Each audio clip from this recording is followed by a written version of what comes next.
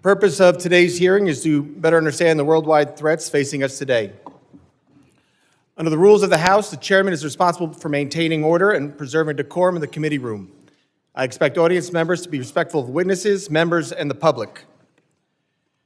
The issues we are debating are important ones that members feel deeply about. While vigorous disagreement is part of the legislative process, members are reminded that we must adhere to established standards of decorum in debate. It is a violation of House rules and the rules of this committee to engage in personalities regarding other members or to question the motives of a colleague. It is also a clear violation of the rules of the House to make statements that might be personally offensive to the President or the Vice President of the United States.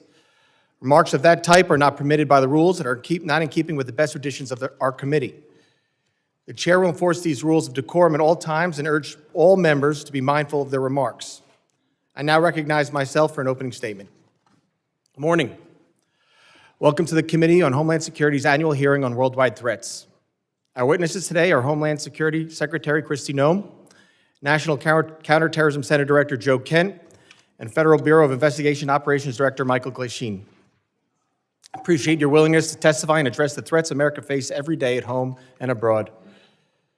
I want to recognize that this is an annual hearing on the one the committee expects to hold in September 2026, surrounding the 25th anniversary of September 11th terrorist attacks. This year, we made numerous accommodations considering the record-long Democrat shutdown and your busy schedules. But we expect 2026 to include the Homeland Security Secretary, the NCTC Director, and as in the past, the Director of the FBI. The Department of Homeland Security and this committee were created following the attacks on September 11th and bestowed with the responsibility to secure the homeland from threats and keep Americans safe.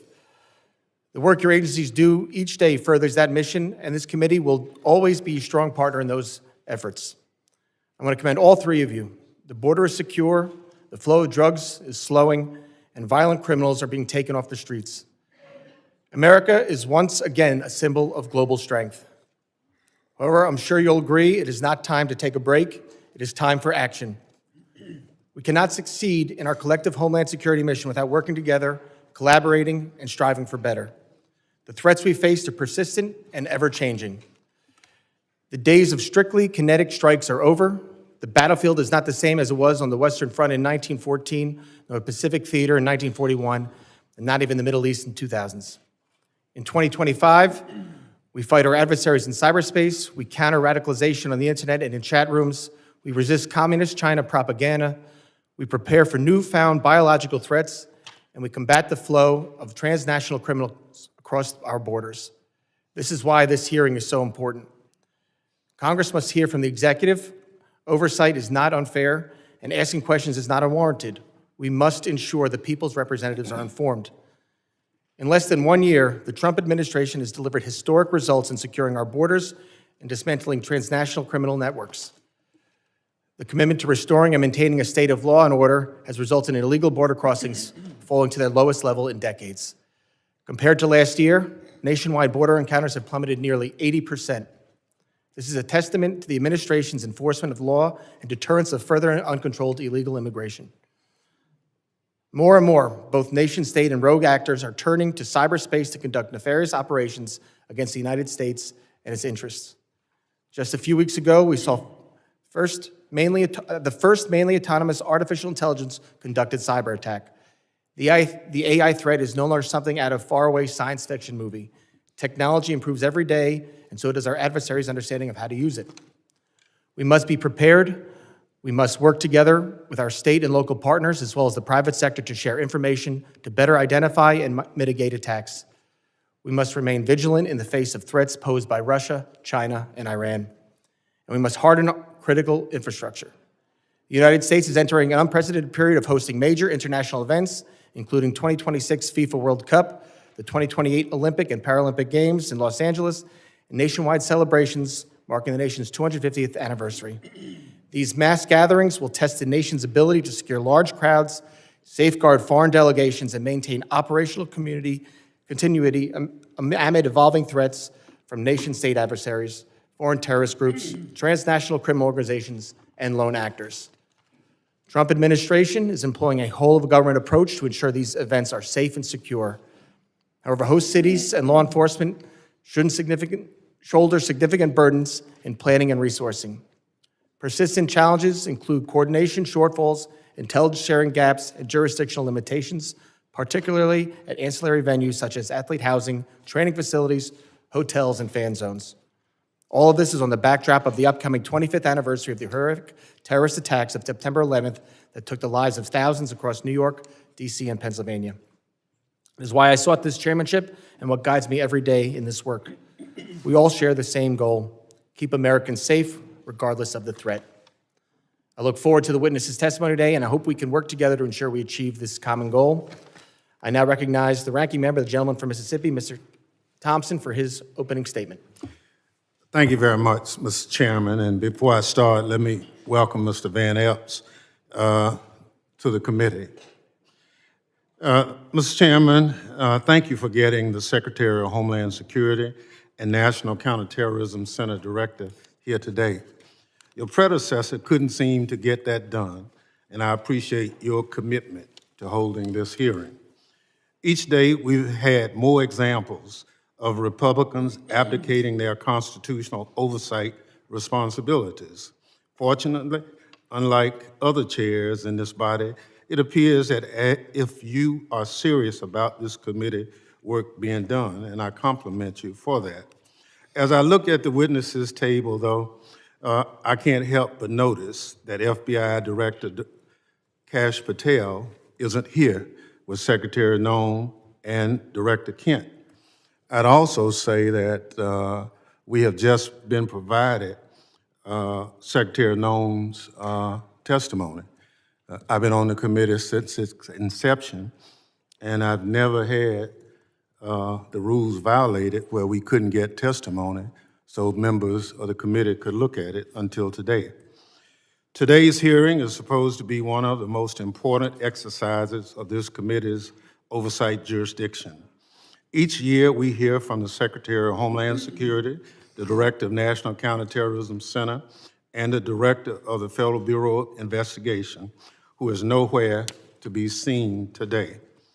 Maybe Director Patel is too busy spending taxpayers' dollars flying to his girlfriend's concert on the FBI's jet to answer questions from Congress.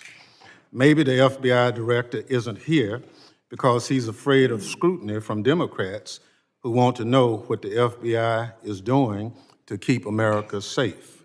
Or maybe Director Patel knows that the Trump administration itself is a threat to Homeland Security and want to hide from public accountability.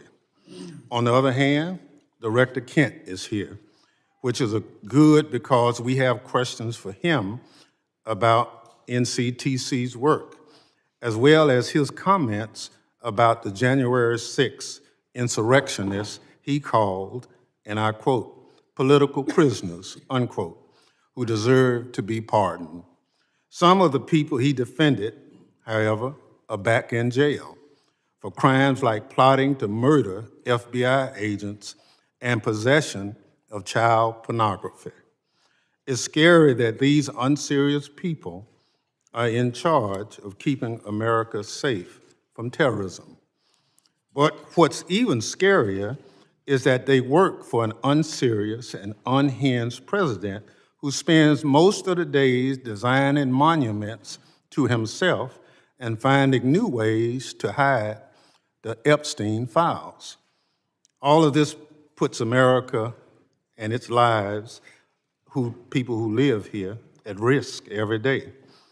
Now, Secretary Noem, everyone knows you love the spotlight. We've seen your commercials, but what you haven't provided to the committee, despite our many requests, are the questionable contracts that you've awarded to your friends to film you on the 2028 campaign trail. Unfortunately, this is nothing new. In their one big ugly bill, congressional Republicans gave you a blank check, Secretary Noem, and you have wasted no time spending it on yourself. Instead of deploying Homeland Security grants to protect churches and synagogues from terrorism, you handed your friends a $220 million contract so they could follow you around the country with a camera. Instead of fully funding the DHS agency that protects our hospitals, schools, and electrical systems from cyber attacks, you spent $200 million to buy yourself new private jets. And instead of paying your way like the rest of us, you're living rent-free in a taxpayer-owned property that is supposed to be reserved for military leaders.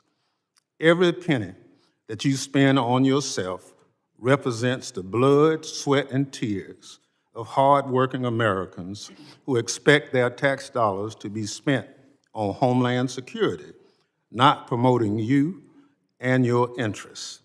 Apparently, you haven't noticed that regular people are suffering under President Trump's affordability crisis. Or maybe you, like him, thinks it's a hoax and just don't care. Either way, such corrupt behavior hurts Homeland Security. But it's not just the corrupt behavior, Secretary Noem, that hurts Homeland Security. It's also your blatant disregard for the law. You cut programs and withheld congressionally appropriated money to prevent terrorist attacks and prepare for natural disaster. You eviscerated the Office of Civil Rights and Civil Liberties, which was supposed to keep DHS from violating Americans' constitutional rights. Within your own department, you illegally fired employees and retaliated against whistleblowers who reported wrongdoings at DHS. And during a shutdown, when frontline employees were working without a paycheck, your press shop never stopped using its social media accounts to push out racist and xenophobic posts.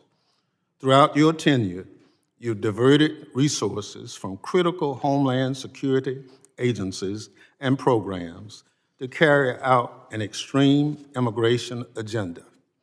You illegally ordered people deported to El Salvador, despite a federal court order and Department of Justice counsel instructing you to not do so. You illegally ignored a federal court order and shipped people off to South Sudan without due process. You are illegally blocking members of Congress from conducting oversight of ICE detention facilities, even though federal law demands that we have access. In the process of carrying out this extreme agenda, at your direction, DHS has terrorized, beaten, and detained hundreds, if not thousands, of American citizens. At your direction, DHS has illegally detained and deported American citizens, including U.S. citizen children with cancer. At your direction, DHS has illegally gassed, pepper sprayed, and put their knees on the necks of Americans, including military veterans and clergy. At your direction, DHS has illegally tackled, beat up, and humiliated United States citizens, including senior citizens. At your direction, DHS has illegally tased, maced, punched, and even shot Americans.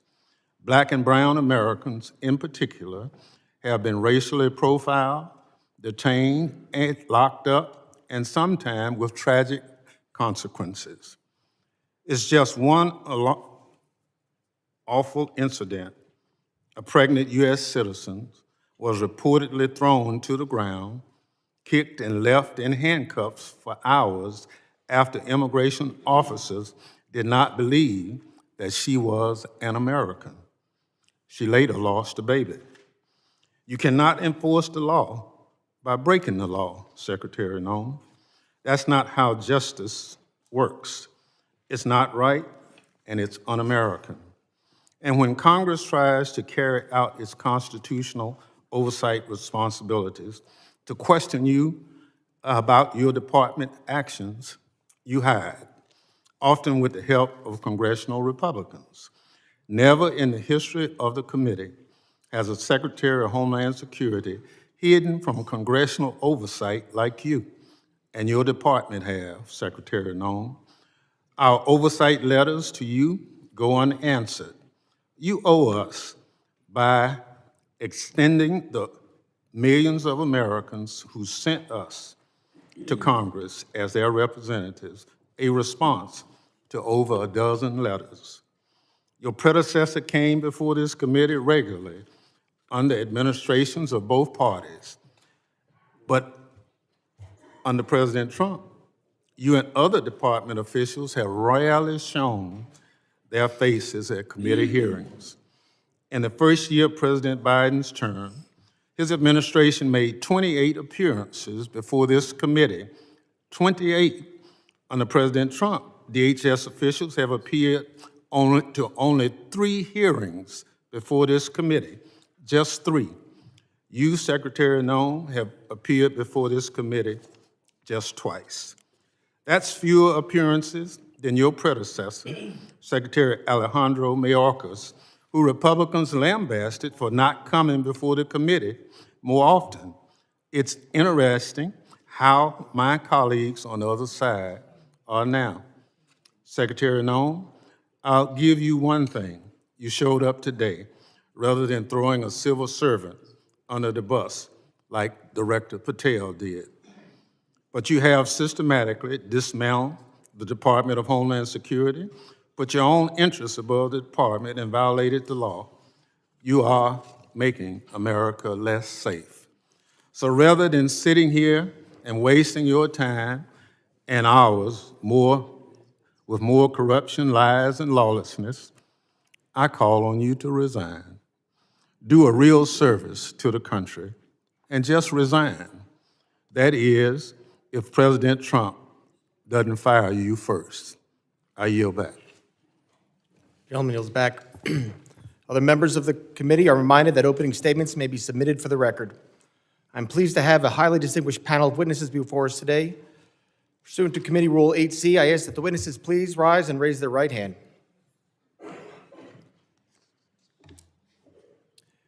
Do you solemnly swear that testimony you will give before the Committee on Homeland Security of the United States House of Representatives will be the truth, the whole truth, and nothing but the truth, so help you God?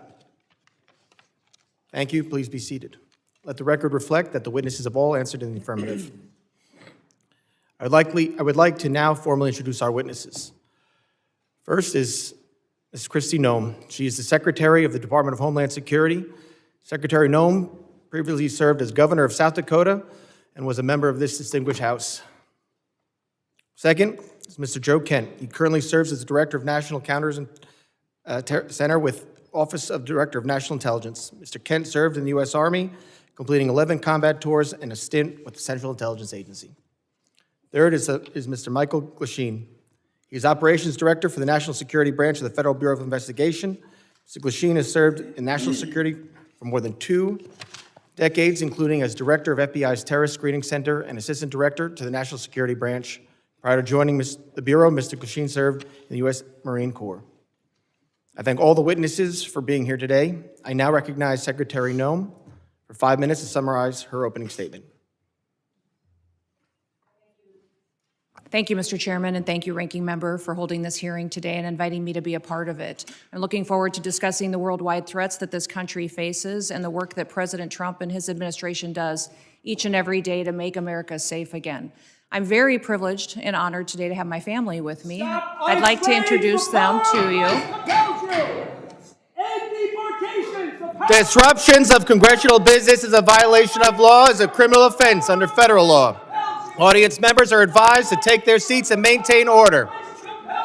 The chairman may now ask Capitol Police to remove and arrest the persons creating the disturbance.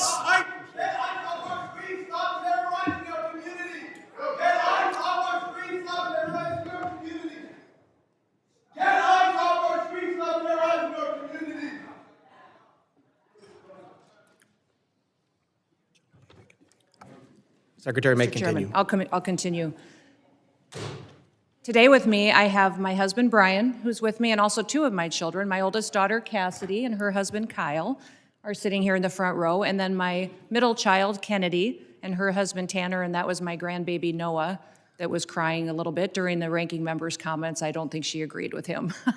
I don't have my son with me or 3 of my grandchildren, but I'm very blessed that I have a wonderful family who is here and loves this country and is grateful for the work that we get to do as a family each and every day. We also have the blessing of having some angel families with us as well. They are here in the audience, and I'm so grateful for them for being willing to come here and be strong. It's hard to lose someone that you dearly love to illegal criminal activity, to people who never should have been in our country to begin with, and to lose those loved ones to drug overdoses that get perpetuated by the terrorist organizations that filter them into our country that President Trump works so hard to stop. So I'm grateful that they're here and that they are telling their story. Under President Biden, he closed the office in the Department of Homeland Security that serviced these families. He closed it because he didn't want them to speak. He didn't want them to have support or services, and President Trump reopened the Voices office so that they can get services, so they can hear about the cases of the individuals who killed their family members, and they can get the kind of help that they need to get through the tragic grief that they've experienced. So I want to thank them for being here and continue to pray for them.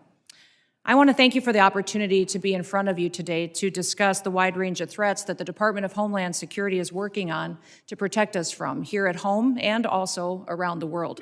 Just 2 weeks ago, the day before Thanksgiving, a terrorist shot 2 of our National Guardsmen in Washington, D.C., killing Sarah Beckstrom dead, and Staff Sergeant Andrew Wolf is still fighting for his life. Fortunately, we've had some really good news about Andrew recently, and he had the opportunity to stand up and is a miracle, and we're so grateful for his family for being so strong. We continue to lift him up and pray he has a full recovery. The terrorist who shot them was an Afghan national who entered the United States under Operation Allies Welcome. The same week, we arrested another Afghan national who came in under the same program. He was planning to carry out a bombing in Fort Worth, Texas. And just last week, just miles away in Washington, D.C., we arrested another Afghan national who also came in under Operation Allies Welcome. That individual provided support to the Islamic State of Iraq and ISIS-K and weapons to his father, who was a commander of a militia group in Afghanistan. Those are only a handful of the challenges that we face and the threats that the Department of Homeland Security stands against every single day. Under President Trump's leadership, DHS is securing our borders, we're restoring the rule of law, and we're protecting the homeland. DHS is eradicating transnational organized crime and the stopping of deadly drugs from continuing to be funneled into our communities. We're ending illegal immigration, returning sanity back to our immigration system, and we're defending against cyber attacks against our critical infrastructure. We have sent a strong message to criminal illegal aliens that we will find you, we will arrest you, and we will deport you. Our message has resonated to over 1.5 million illegal aliens who have gone home on their own voluntarily. At the same time, we as a country are still dealing with the mistakes, the errors, and the willful disregard of the last administration. For 4 years, the Biden administration allowed millions of people to come into our country illegally. Millions more in our country were exploited and were brought in under parole programs without even basic vetting. As a result, we've seen terrorist attacks and heinous crimes committed against American children and families by criminal illegal aliens and violent perpetuators who should have never been allowed into this country in the first place. Transnational organized crime groups, including Mexico's Sinaloa, New Generation Jalisco, and other drug cartels, they cause chaos and they harm American interests. Our critical infrastructure faces a perilous landscape, largely driven by the impact of cyber attacks from bad actors and cyber criminals. American citizens are increasingly under threat from assassination attempts, intimidation tactics, and violence perpetuated by our adversaries, radical Islamic extremists and domestic extremists. These bad actors seek to undermine our public trust. They instill fear in Americans. They destabilize the institutions that safeguard our national security. The United States is preparing to host several major public events in 2026. Most notably the FIFA World Cup and the celebration of the 250th anniversary of our Declaration of Independence. These large-scale events will be potential targets for a range of bad actors, and they come with an increased level of risk. DHS is using every tool and authority we have to ensure the safety of U.S. citizens and our visitors can enjoy next year's events. Radicalized domestic violent extremists and lone actors are a concern, and intentional targeting and murderous attacks on ICE agents in Texas, parishioners in Michigan, and 2 National Guardsmen here in Washington, D.C. are just some of the acts and the despicable examples that unfortunately are becoming too common. These threats underscore a clear need for security strategies that counter both large-scale and individualized attacks. We will remain alert in our mission to protect this country. We will protect our citizens. And as we enter into a historic year, America will be on the world stage. Our economy faces challenges from anti-competitive and illicit foreign economic practices that hurt the prosperity of all Americans. Those include economic espionage, intellectual property theft, and customs fraud. Illicit front companies often abuse the visa system to acquire sensitive U.S. equipment, information, and technology. Economic security is national security because a country that cannot feed itself, can't fuel itself, and cannot provide for itself cannot possibly defend itself. Under President Trump's leadership, we will continue to protect American interests and bolster American economic power and technological innovation to further growth and prosperity. The American people depend on the Department of Homeland Security to remain vigilant, agile, and responsive. We will never yield, we will never waver, and we will never back down. Thank you for the privilege to be with you today, Mr. Chairman, and I look forward to your continued support of the work that we do. I yield back. Thank you, Secretary Noem. I now recognize Director Kent for 5 minutes to summarize his opening statement. Thank you very much, Mr. Chairman, ranking members, and all the members of the House. I appreciate the opportunity to appear before you and discuss the threats posed to our nation. Despite the progress that we've made so far in the Trump administration, the threat posed by terrorists of all brands remains very high right now. We've made significant progress under President Trump's leadership. We have the jihadis of ISIS and al-Qaeda on the run in Iraq and Syria, thanks to the decisive action and the strikes that we've taken there recently since President Trump took office in January. However, we have a persistent threat from the individuals that were allowed into this country by the previous administration. The number one threat that we have right now, in my view, is the fact that we don't know who came into our country in the last 4 years of Biden's open borders. What we have identified is alarming, and I want to share that with you today. We just recently put out a warning of the heightened risk of terrorist attacks posed to the homeland by terrorists pretty much of all stripes, but in particular from ISIS and from al-Qaeda. NCTC has been crunching the numbers and going through the sheer volume of known and suspected terrorists that are in the country that came in under the Biden administration. So far, NCTC has identified around 18,000 known and suspected terrorists that the Biden administration let come into our country. These are individuals who, under normal circumstances, would never be allowed to enter our country because of their ties to jihadi groups like ISIS and al-Qaeda. Yet the Biden administration not only let them into the country, and in many cases facilitated their entry into the country, just like the entry of the Afghan terrorists who committed the terrorist attack here just before Thanksgiving, killing one of our National Guard members and wounding another. That Afghan was brought into the country as a group of over 100,000 Afghans who were brought here during the disastrous withdrawal from Afghanistan. These individuals, despite what has been reported, were not vetted properly to come into the United States. The individual terrorist who committed the attack in D.C., he was vetted to serve as a soldier in Afghanistan. The Biden administration essentially used his tactical level vetting as a ruse to bring him here and to bring him into our communities, and we've seen the tragic results of that. Now, that Afghan, that attacker, that terrorist, is just one of 88,000. We've identified 2,000 of that group of 88,000 who have ties to terrorist organizations. We're working right now, hand in hand with DHS and with the FBI, to run down this 2,000, the Afghans who came here under Allies Welcome, who have ties to terrorist organizations, and additionally, the other 16,000 individuals with ties to terrorist organizations that Biden let into our country.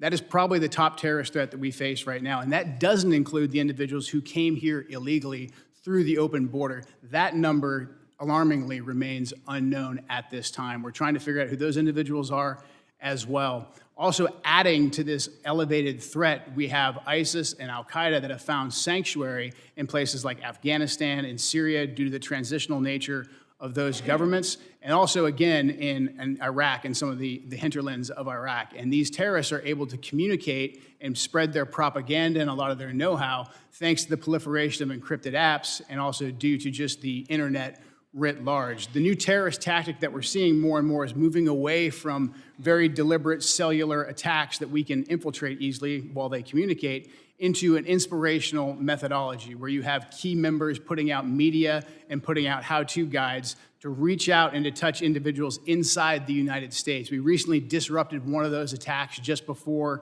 Halloween, thanks to the work of the FBI with support from really the entire U.S. intelligence community and the Joint Terrorism Task Force model in Michigan. That plot touched multiple states and had ties to ISIS inside Iraq and Syria.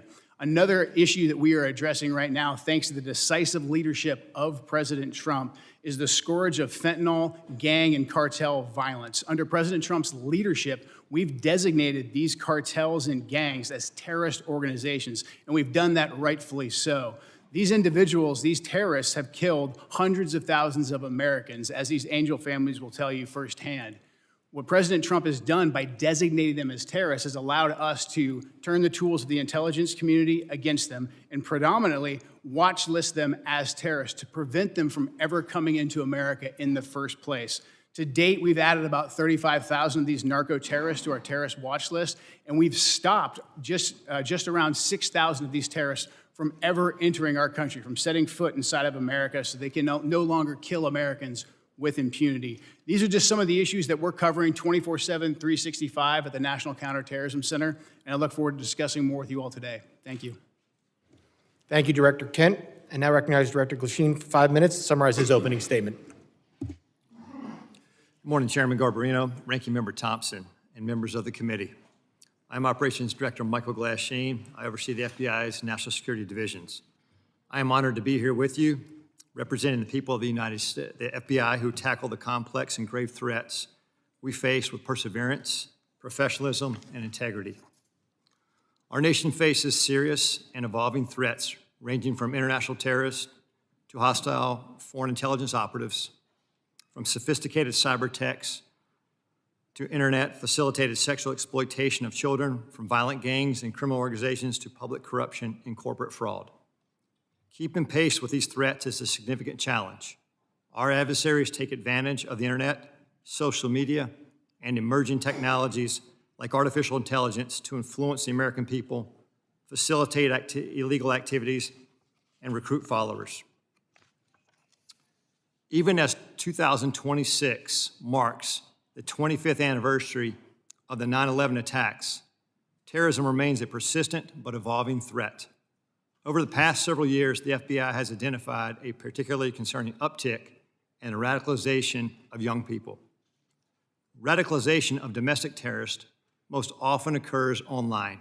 Social media and encryption have increased the speed and accessibility of the violent extremist content. International terrorists continue to pose one of the greatest, most immediate threats to the homeland. Some international terrorists and people located and radicalized to violence primarily inside the United States who are not receiving individualized direction from foreign terrorist organizations or FTOs, but are inspired to commit violence by FTOs such as ISIS and Al-Qaeda. Iran continues to plot attacks against former government officials in retaliation for the January 2020 death of Islamic Revolutionary Guard Corps, or IRGC, Commander Qasem Soleimani. Iran also continues to provide support to its proxies and terrorist organizations throughout the world, such as Lebanese Hezbollah. China, Russia, Iran, North Korea, and criminal ransomware continue to be the top cyber threats facing the United States. And there's no clear line where cyber criminal activity ends and nation-state activity begins. Critical infrastructure remains a highly attractive target for cyber criminals and nation-state actors due to the potential to cause widespread disruption, financial damage, and risk to our national security. The United States faces foreign intelligence threats as nations such as the People's Republic of China, Russia, and Iran become more aggressive and capable than ever. The PRC has deliberately created an environment that abuses global interconnectedness and encourages intellectual property acquisition using human intelligence officers, corrupt corporate insiders, foreign direct investment, and cyber intrusions. Russia continues to seek and acquire U.S. technologies to help rebuild its defense industrial base, relying on complex procurement networks to evade U.S. export controls and sanctions. The United States faces many criminal threats, including violent crime, financial and healthcare fraud, transnational and regional organized criminal enterprises, crimes against children, and human trafficking, violent threats against public election officials, personnel, and public corruption. Currently, the FBI-led task forces are staffed with over 9,000 federal, state, local, tribal, and territorial partners. Many of these task forces are focused on cartels, violent crime, drug trafficking, child exploitation, and human trafficking across our nation's communities. The FBI has and continues to establish strong capabilities to assess the threats, share intelligence, and leverage key technologies. We recruit the best to serve as special agents, intelligence analysts, and professional staff. Our leadership team views change and transformation as a positive tool for keeping the FBI focused on the gravest threats facing our nation. Over the past few months, we started the process to relocate hundreds of positions from the National Capital Region out to field offices across the country. This enhancement to field resources increases our investigative capacity across our 56 field offices and enhances the FBI's commitment to addressing violent crime, gangs, drugs, counterintelligence, and terrorism threats. Our fellow citizens look to us to protect the homeland from these threats. And every day, the men and women of the FBI continue to meet and exceed these expectations. I'm proud to represent them in testimony today, and I welcome your questions. Thank you, Director Glasheen. My understanding is a witness may have to leave early today. While I want to be clear, the committee did not agree to a hard stop. All witnesses are here voluntarily and are free to go. If a witness does leave, the hearing will continue with the remaining witnesses. Members will be recognized by order of seniority for their 5 minutes of question. We want to get through as many members as possible, so even though I have been lenient before with the 5 minutes, I'm directing members and witnesses that we're going to strictly enforce the 5-minute rule today. I now recognize myself for 5 minutes of questions. Secretary Noem, I appreciate you being here today, and you've been on the job less than a year, and this is the second time appearing before the committee, which I think is the norm, and I do really appreciate you being here. And I know you have a very important job to do. You oversee a lot of different sub-agencies, so I know you can't always be here in person. And with that, as a committee, we still want to work with the administration and conduct our oversight. So I'm asking you if you can commit to making sure that in the future, if we want to have a hearing, you'll be able to supply maybe a deputy secretary or somebody to come to specifically talk about that. Yes, Issues we want to talk about. Yes, Mr. Chairman. I really appreciate that communication, and I think collaboration between the administration and Congress is key. Secretary Noem, I also wanted to ask you, in September, the department under FEMA proposed new allocations for counterterrorism grant funding, which cut dollars to New York by 80% because of a new formula. Considering New York is consistently a top terror target, this was surprising. We're grateful President Trump restored this grant funding. And pursuant to the present direction, has the department increased the allocation to New York? Yes, President Trump did. I would say that when we look at the Homeland Security grants and how they're allocated, the formula focuses on where we see the threats today and where those communities are that need the resources. I would also inform the committee and you, Mr. Chairman, that New York City at the time of the allocation still had over $440 million in reserve that was available to them to utilize. So the intention of these grants is that communities and cities would use the dollars to build up the security measures that they need to do for a long-term impact, and that the same amount of dollars aren't necessary every single year. You need to meet the threats where they are in the country at the time the grant dollars are available. So thank you to all of you for your work on getting us dollars that we can give to grants to help secure our local communities and states. But when we're looking at cities that have hundreds of millions of dollars in reserves, we recognize that giving them hundreds of dollars of millions more may not be appropriate considering all of the threats that we have. But President Trump has sent more resources to New York City. We'll continue to meet the threats head on because that is our mission, is to make sure that we're looking at every single threat that we have. The formula that we have considered and have put in place recognizes what came over the border, where we see the infiltration going, which communities are impacted, and what we need to do to harden our systems. I appreciate that, Secretary, and I appreciate the work you're doing with the President. I appreciate his decision to send that increased money to New York. I have a question. Since this is about worldwide threats, can you discuss what DHS's most significant concerns are today for the country? I would say, Mr. Chairman, what keeps me up at night is that we don't necessarily know all of the people that are in this country, who they are and what their intentions are. We think up to 15 to 20 million people came in under the Biden administration on the invasion over the southern border. They were not vetted. They were allowed to pour in. Our parole programs, our asylum programs, our visa programs were all exploited, and the integrity was demolished under Joe Biden and the leadership at the Department of Homeland Security, and frankly, the entire department was neglected. In fact, I believe the Secretary was told at times not to do certain things by the Biden administration to facilitate this invasion. So what keeps me up at night is the individuals that are in this country that wish to do us harm. And that is why we are so aggressive at making sure that we're going out and doing investigative work, finding those violent criminals, finding those people who shouldn't be in this country to begin with, and those that want to go after and to harm our American citizens. Thank you, Secretary. Director Glasheen, as you heard and as you said, during the next few years, the United States will host more major events than ever before. This brings up obvious security concerns, including counter drones, which we just passed some new authorities in the NDAA yesterday. How is the FBI preparing for counter drone threats during mass gathering events? Chairman, thank you for that question. Counter UAS, the passage of the legislation yesterday is a game changer for us.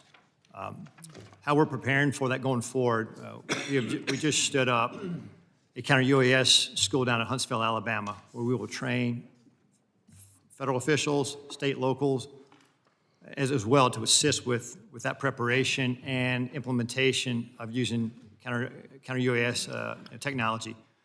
Prior to this passage, it was only the FBI and or DHS that could provide that assistance. Now that this passage of authority, it will allow us to have a greater handling of the threat to a mass event. Thank you very much. I yield back. I now recognize the ranking member for 5 minutes of questions. Thank you very much, Mr. Chairman. Mr. Glasheen, will you tell me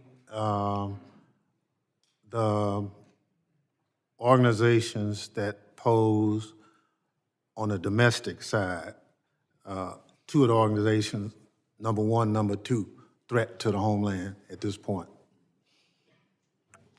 Can you please clarify, like organizations? Any domestic terrorist organization that poses a threat to the homeland as we speak? I'd say the first one, President Trump had just announced executive order domestic terrorist organization, Antifa. That's our primary concern right now.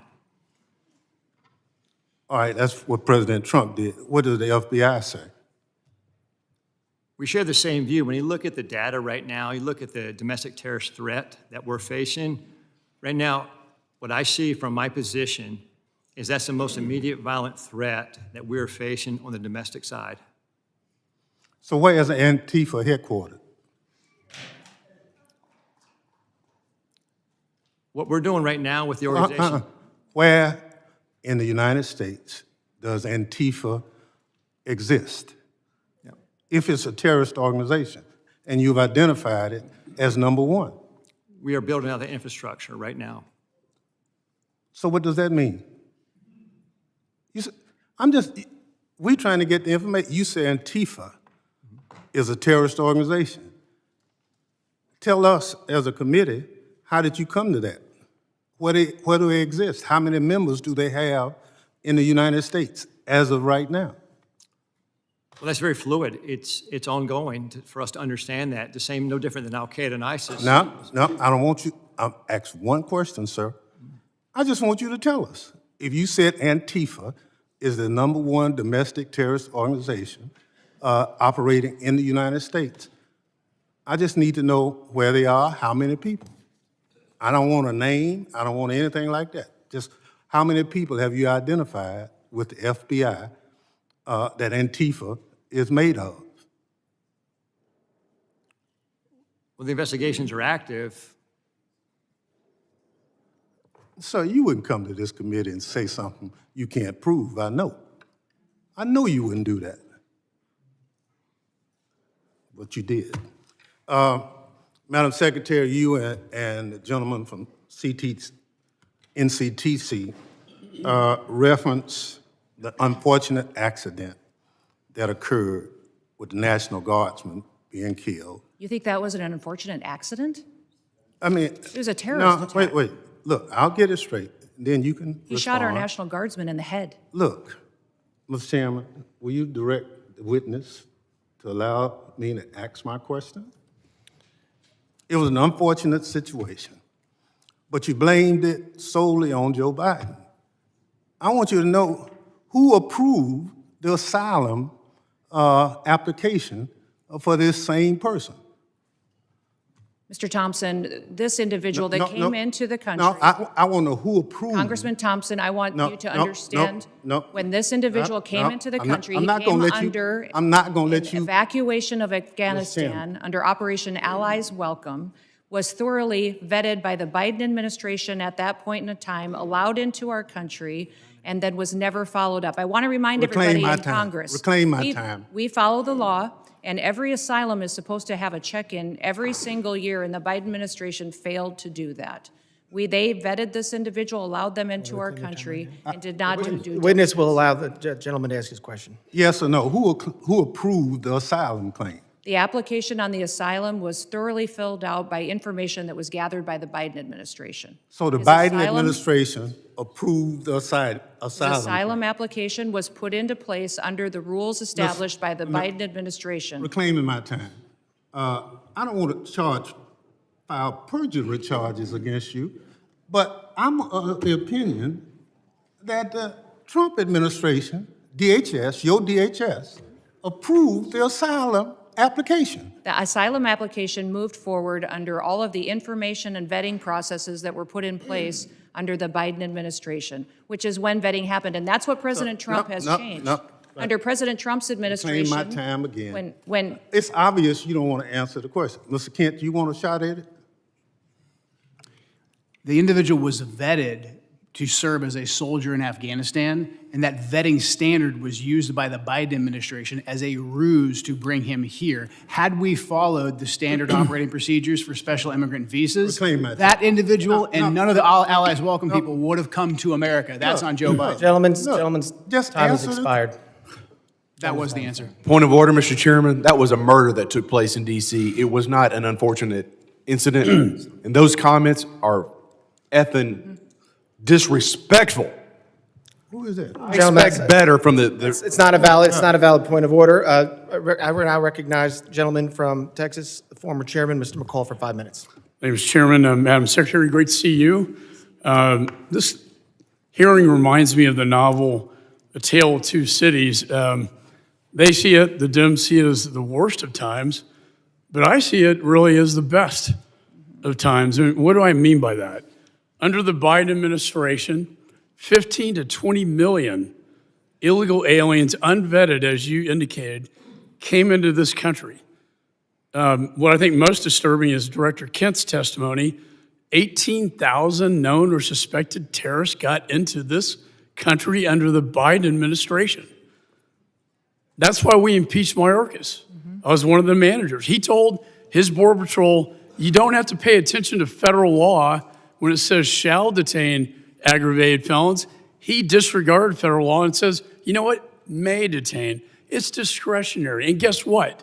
We have thousands of aggravated felons now, or if not millions, in this country today. That was the worst of times. Let me go to the best of times. Most secure border I've seen in my 22 years in Congress. And I've dealt with this for a long time. Coming from Texas, being chairman of this committee, the daily crossings are 95% down from the prior administration. That's the best of times. Zero catch and release. My very first bill in Congress 22 years ago was to end catch and release. 22 years later, we finally have achieved that goal. That, Madam Secretary, is the best of times, an all-time record low. America is safer today. I feel so. And when I look at the Venezuelan vessels attacked, the president had every right under the Constitution, Article 2, international waters, cartels designated as FTOs, coming into our country to spread poison to kill Americans. If that's not self-defense, I don't know what it is. And then finally, Madam Secretary, thank you for taking out the shadow Iranian oil tankers headed from Venezuela to Cuba, getting around our sanctions that Congress passed. I'm finally seeing an administration flexing its muscle in this hemisphere, which has been neglected for so many years. So air, land, and sea is your charge. It's the military's charge as well. I see the land secure. I see the maritime borders getting more secure, and I applaud you for that. On the air secure piece, I chair the Special Events Task Force. That's FIFA, the Olympics, the 250th anniversary. Drones are the biggest threat as I see it. I see it in Ukraine in its conflict with Russia, and I see it across our border, and I see it at these events. If you could update me, and with the new NDA authorization to allow federal, state, and locals to work together to identify hostile adversary drones and take them down, can you tell me how that will impact your ability, Madam Secretary, to better secure these special events? Yes, thank you, Congressman McCall, and thank you for your leadership. I understand you're retiring, and I'm sad about that. You've been a statesman. Thank you for serving with such dignity. Thank you. The counter-drone and drone technology that is out there today, frankly, our authorities haven't kept up with.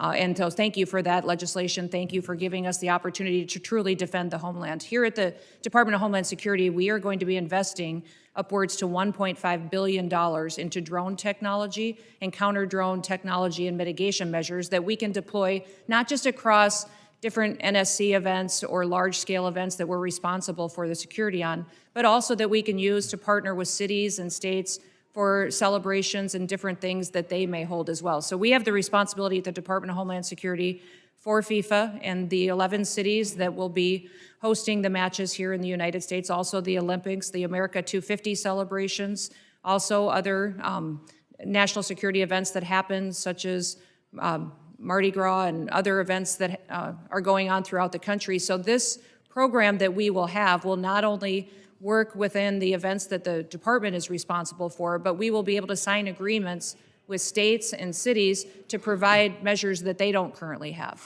And we're working with the FAA as well to get what we need to be able to operate. And we don't want just to detect, we don't want to just monitor, we need to mitigate. We need to take these drones down. We need to. If I could add, my time's going to expire.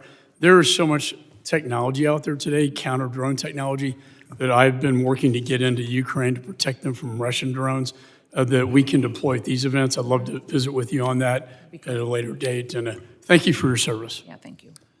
Gentleman's time's expired. I now recognize the gentleman from California, Mr. Correa, for 5 minutes of questions. Thank you, Mr. Chairman. And I agree with my colleague from Texas. It is a tale of two cities.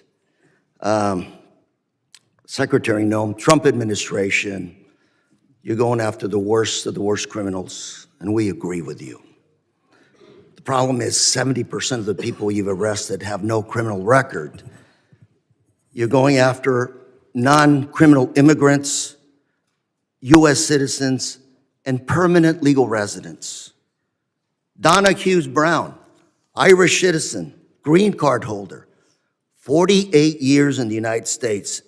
She also happens to be the mother of a U.S. Marine, sister to a retired Army colonel. She's in ICE detention since July. She tried to come back from Ireland, arrested, has been there since then. Her crime? She wrote 2 bad checks for less than $80 a decade ago. You arrested her, she's in custody. Her husband, Jim Brown, came to us and told us her story. Jim told us, I voted for President Trump because he promised to go after criminals in our community and not people like my wife. If I can, I'd like to play a video for you.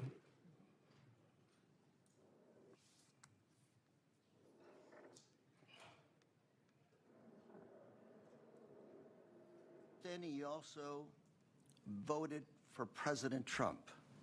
Yes, sir, Why did you vote for him? because I was an idiot. 80% of the evangelical Christian people were lied to, if you really want to know the truth, and that's exactly what happened. They said criminal, and I believe criminals need to be off the street. I just want to make sure people watching this understand who you are. My wife and I, when we don't work, we're ministers. We help the needy. That's what we do.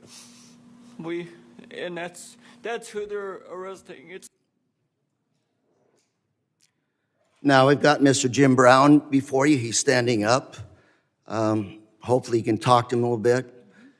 These people, Donna Hughes Brown, are not the individuals that should be deported. Another case, Narciso Barranco was beaten and arrested by masked agents while working as a landscaper. He's an undocumented immigrant, 30 years in this country, not a traffic ticket. Mr. Barranco is also the father of 3 U.S. Marines. 3 Marines. You want to make a movie of people like this. A man who comes to this country, instills patriotism in his kids. They swear an oath to serve and possibly give up their life for this country. We play a video on this as well, please.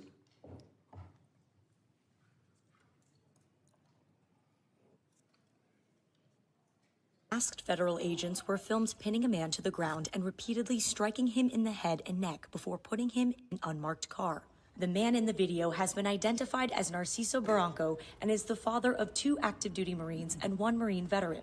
The Department of Homeland Security said an illegal alien was arrested by Border Patrol agents after he, quote, assaulted federal law enforcement, adding that Barranco, quote, swung a weed whacker directly at an agent's face. Video shared by DHS and reviewed by CNN shows Barranco running with a weed whacker, but does not show him striking officers. I also have with us today Alex Barranco behind you, a retired Marine. That's his father. And Alex, on behalf of myself, members here, I want to thank you for your service to our country, and we also thank your brothers for serving our great country. Thank you very much. Got another case.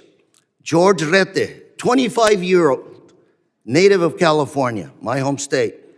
He's a U.S. citizen, Army veteran who served in Iraq.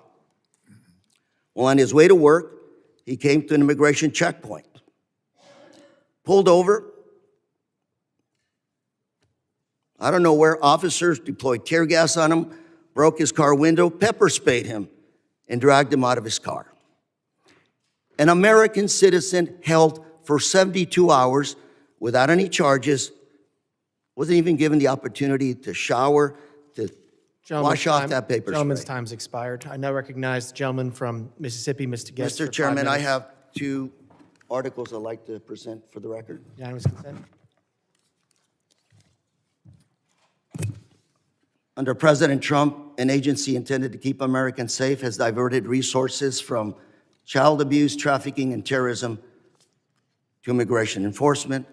Second is this letter from my Orange County Sheriff, Don Barnes, essentially talking about all the individuals under Prop 50 referred to ICE 2025 year to date, 50 of them. Without objection. ICE never showed up to pick them up. Without Mr. objection. Chairman? I will Mr. Chairman? entertain, Chairman? I will entertain UCs at the end of the hearing. I will entertain all UC motions at the end of the hearing. We have witnesses. I want to make sure everybody has time. So if we do this now, we do have a witness has to leave. You're just going to be taking time from other members. But I will entertain UC motions at the end of this hearing. I now recognize the gentleman from Mississippi, Mr. Guest, for 5 minutes. Thank you, Mr. Chairman. Madam Secretary, it's great to see you again. Thanks for appearing before us again.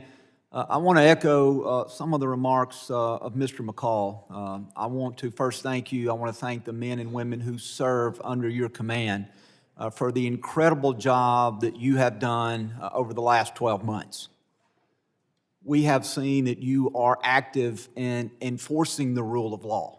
We have seen a border that is as secure in our lifetime as we have ever seen. You mentioned in your opening statement over the last 4 years, we saw somewhere between 15 to 20 million illegal immigrants enter the country.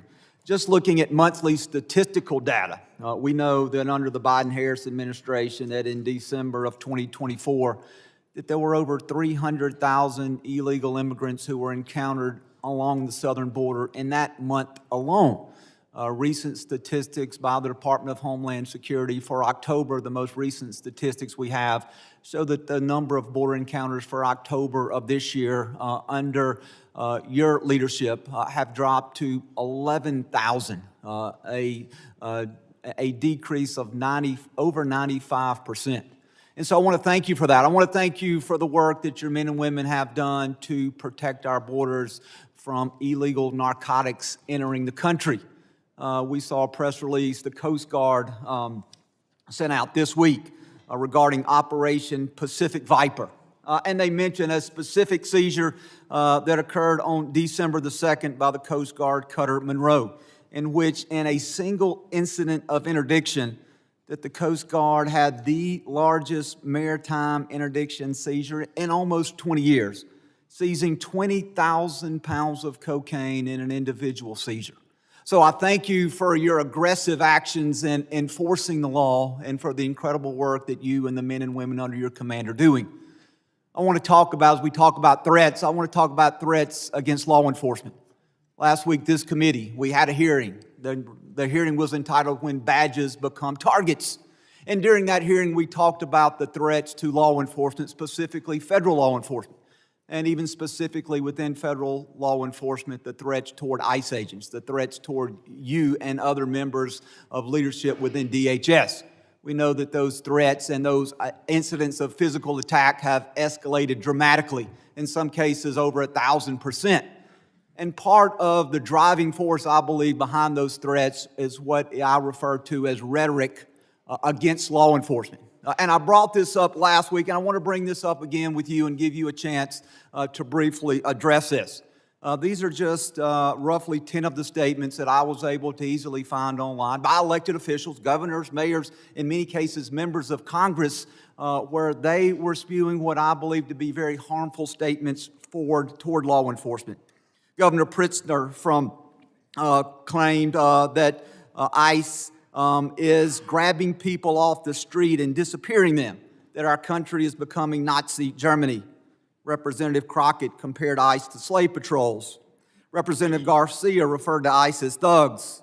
Representative Ramirez attacked ICE as a terror force, later a terrorist organization, and then later in the hearing said, let me be clear, the Department of Homeland Security, you can quote me on that, is the single biggest threat to public safety right now. Representative Tlaib said ICE is terrorizing our community, turning our country into a fascist police state. Representative Jayapal called ICE agents deranged and said it's inspiring to obstruct immigration enforcement. Governor Walz smeared ICE agents as modern-day Gestapo. Chicago Mayor Johnson accused ICE of being secret police and terrorizing our community. Representative Lynch referred to ICE agents as the Gestapo and nondescript thugs. And Representative Frost compared ICE operations to some of the worst horrors and crimes against humanity in history. And so, Secretary Noem, I'd like to give you a few moments to, one, address these statements and to speak to how these statements place the safety of our men and women of law enforcement at risk.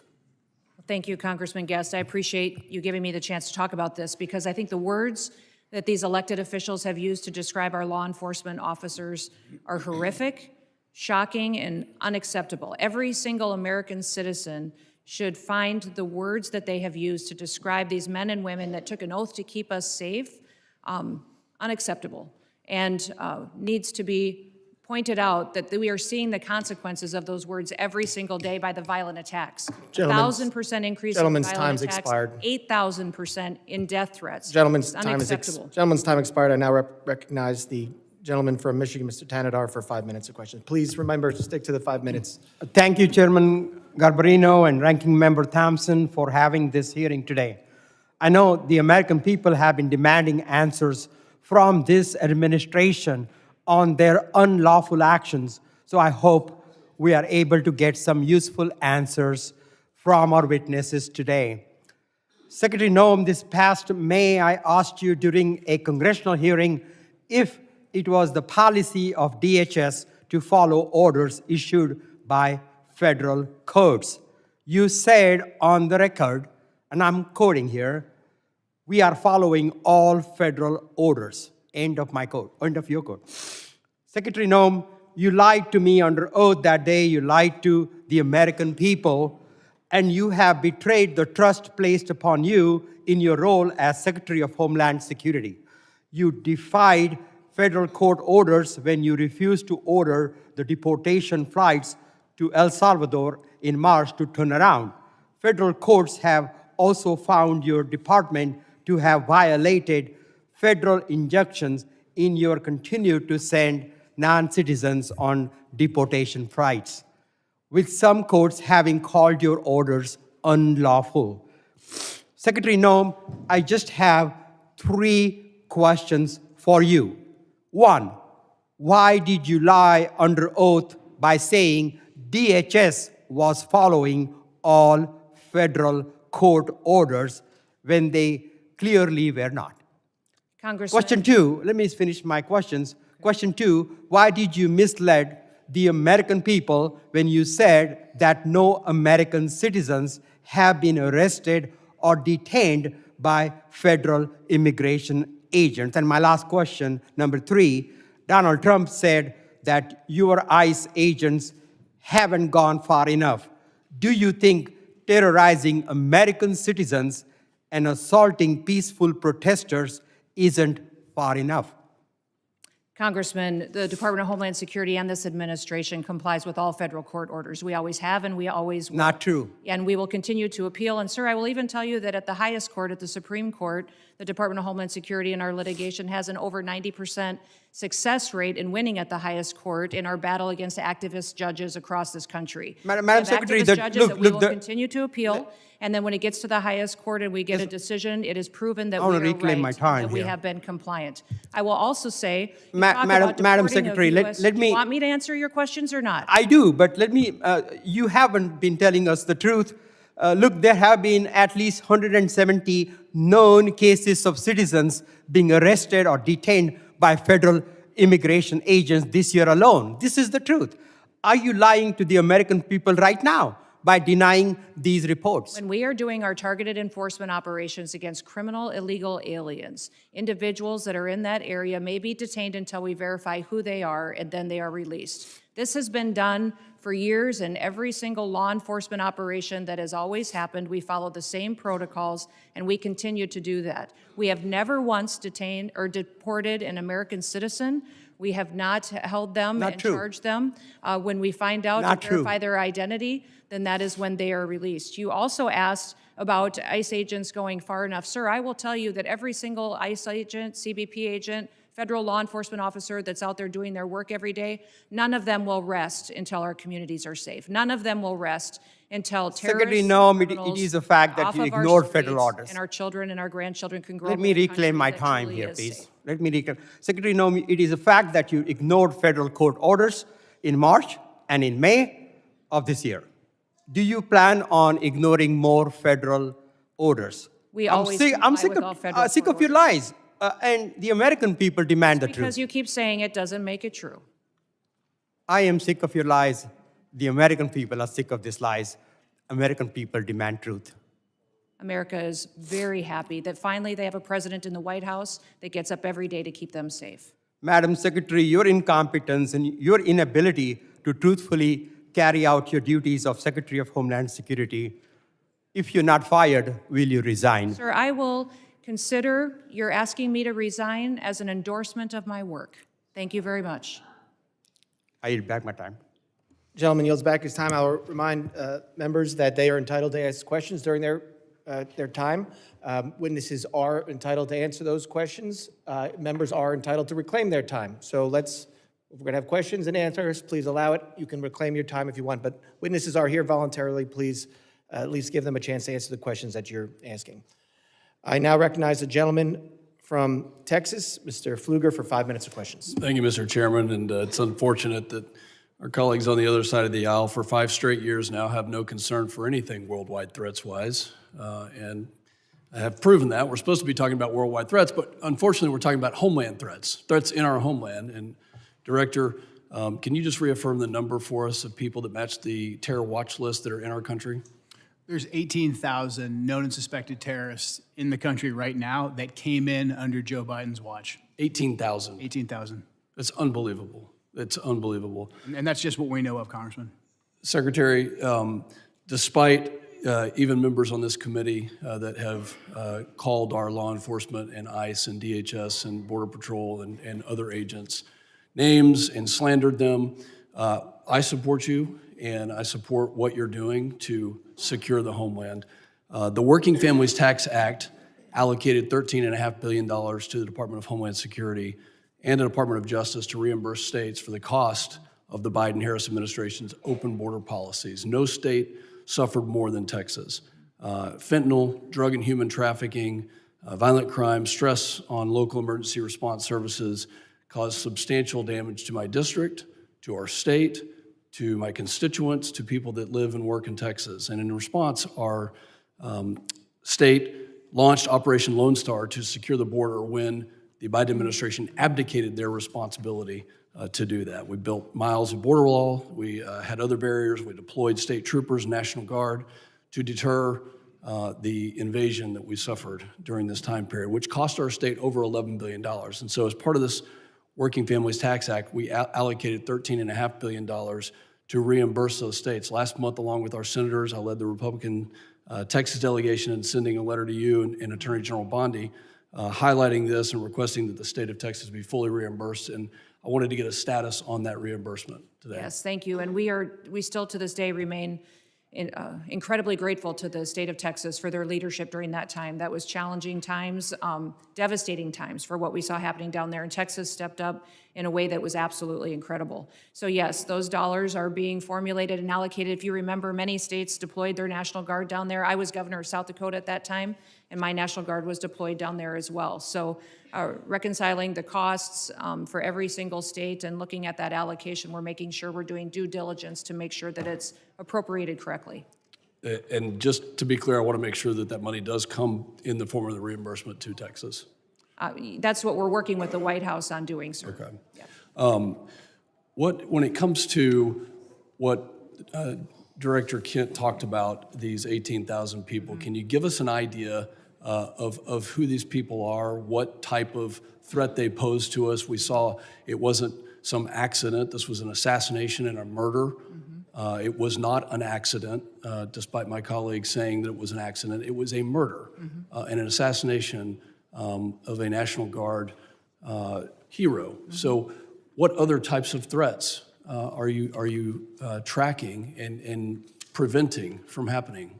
Yeah, I would say, sir, that we face the terrorists that we've faced for years in ISIS, Al-Qaeda, Hamas, individuals that are here that are radicalized, but also we face the cartels as they've infiltrated our country under the last administration, their proliferation of human trafficking, drugs, and violence, going after Tren de Aragua as well, MS-13. Those individuals are still a very real, clear danger every day on the streets, and we encounter them, arrest them, and deport them, and bring them to justice each and every day. Beyond that, sir, you even have gangs in cities that are localized that are terrorist organizations. The Latin Kings in Chicago are absolutely terrorists to their communities, and we work every day to make sure that we're protecting those communities. So I could not prioritize one over another because they're all killers. They're all killers, and they all are destroying families each and every day. For both you and Director Kent, do terrorist organizations around the world, such as ISIS, Al-Qaeda, and others, still have an intent to attack America, to attack our homeland, to utilize every method? Absolutely. Our intelligence and our information that we deal with every single day is addressing those threats on our streets here in the United States. Director Kent, can you give us an idea of what those tactics, techniques, and procedures could be that we need to stay alert of? Honestly, the attacks of October 7th, the decentralized and just barbaric nature of that is the new terrorist playbook. They're not looking necessarily for a spectacular attack like we had on 9/11, but targets of opportunity like we tragically saw with the terrorist attack in Washington, D.C., these smaller cells or even individual operatives taking action. That's what has us very concerned, combined with just the sheer volume. My time has expired, Secretary. Thank you for your commitment to reimburse taxes. I yield back. Gentleman's time's expired. I now recognize the gentleman from Rhode Island, Mr. Magaziner, for 5 minutes of questions. Madam Secretary, how many United States military veterans have you deported? Sir, we have not deported U.S. citizens or military veterans. I don't believe you served in the military. I haven't either, but I think you and I can agree that as Americans, we owe everything to those who have served our country in uniform, particularly those who have served in combat. Do you agree with that? Sir, I believe that people that are in this United States that are citizens have legal status here. Those Madam that don't Secretary, should we not are be joined here. on Zoom by a gentleman named Sejun Park. He is a United States Army combat veteran who was shot twice while serving our country in Panama in 1989. Like many veterans, he struggled with PTSD and substance abuse after his service. He was arrested in the 1990s for some minor drug offenses, nothing serious. He never hurt anyone besides himself, and he's been clean and sober for 14 years. He is a combat veteran, a Purple Heart recipient. He has sacrificed more for this country than most people ever have. Earlier this year, you deported him to Korea, a country he hasn't lived in since he was 7 years old. Will you join me in thanking Mr. Park for his service to our country? Sir, I'm grateful for every single person that has served our country and follows And our laws. can you please and tell knows Mr. that our Park laws why are you important deported and him? every one of them needs to be enforced. But you understand that many veterans struggle with PTSD, many veterans struggle with substance abuse challenges. This man took 2 bullets for our country. You have broad authority, by the way, as Secretary, to issue humanitarian parole, to do deferred action. Will you commit to at least looking at Mr. Park's case to see if you can help him find a pathway back to this country that he sacrificed so much for? I will absolutely look at his case, but I want you Thank to you. remember that Madam our Secretary, the programs man need to have behind integrity you, as please well. stand up, sir. His name is Jim Brown from Troy, Missouri. He is a Navy combat veteran who served our country in the Gulf War. He's married to a woman named Donna, who came to our country legally from Ireland when she was 11 years old. She has lived here for 48 years. Because of you, Jim's wife Donna has been in prison for the last 4 months. She did not come here illegally, and she has never committed any crime other than writing 2 bad checks totaling $80 10 years ago. She is currently in prison and facing deportation. Ms. Noem, will you thank Mr. Brown for his service to our country? Thank you, Mr. Brown, for your service to our country. Now, what possible explanation can there be for locking up his wife for 4 months when she has committed no crime other than writing a couple of bad checks for $80?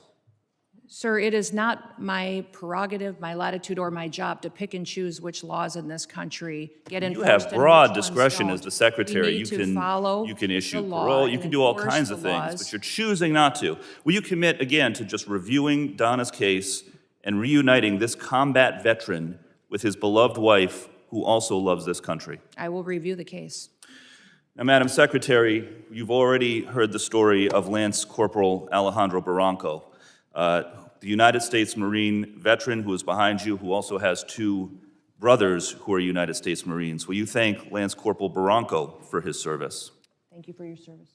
His father, Narcisco Barranco, is a landscaper in California who has lived peacefully in our country for 30 years and has no criminal record. Last spring, while he was mowing the lawn at an IHOP, ICE agents tackled him in the street and imprisoned him for weeks. A peaceful, hard-working man who raised 3 sons to be United States Marines. We need men of that character in this country. Again, as Secretary, you have broad discretion. Will you consider Lance Corporal Barranco's father for parole in place to stay in our country, owing to the fact that he has contributed to our country by raising 3 United States Marines? This is an opportunity to remind everybody that every person that's in this country illegally has an opportunity to voluntarily go home and come back the right way. He follow raised our 3 laws, United and States we will Marines. facilitate that. He has been living here But- peacefully, doing his job for 30 years. You have discretion. You are choosing not to use it. Madam Secretary, you promised America that you would go after the worst of the worst. But these people are not the worst of the worst. A Purple Heart recipient, a military spouse, the father of 3 Marines. And it's not just veterans and military families. You are locking up and deporting children with cancer, mothers with babies in the NICU, United States citizens. There are many problems with your leadership, but the biggest problem is this. You don't seem to know how to tell the difference between the good guys and the bad guys. Go after the bad guys. Go after the terrorists. Do not go after veterans, Marines, children, Gentleman's United time's States expired. citizens. I yield back. Time's expired. I now recognize the gentlelady from Georgia, Ms. Green, for 5 minutes of questions. Thank you. The previously Democrat-controlled administration allowed over 13 million border crossers from over 170 countries and territories to break our laws, invade our country, rape our women and children, and murder our own people. They set all-time records for the highest number of illegal aliens ever encountered in a single day at 14,500, in a single month at 370,000, and in a single year at 3 million, not including the known gotaways. Thanks to Secretary Noem and the hard work of Tom Homan and all the brave men and women at DHS, our new Republican-controlled admin has produced the safest and most secure border our country has ever seen. Thank you very much for that. For the 7th consecutive month, U.S. Border Patrol released 0 illegal aliens into the United States. Daily average apprehensions at the southern border are 95% lower than the daily average under the last administration. 10 months under Trump has seen less apprehensions than 1 month under Biden. Since January 21 through the end of November, there have been 117,105 total enforcement encounters along the southwest border, which is nearly 40% less than the monthly average during the Biden administration. Meanwhile, there has been an 8,000 increase in death threats against ICE law enforcement.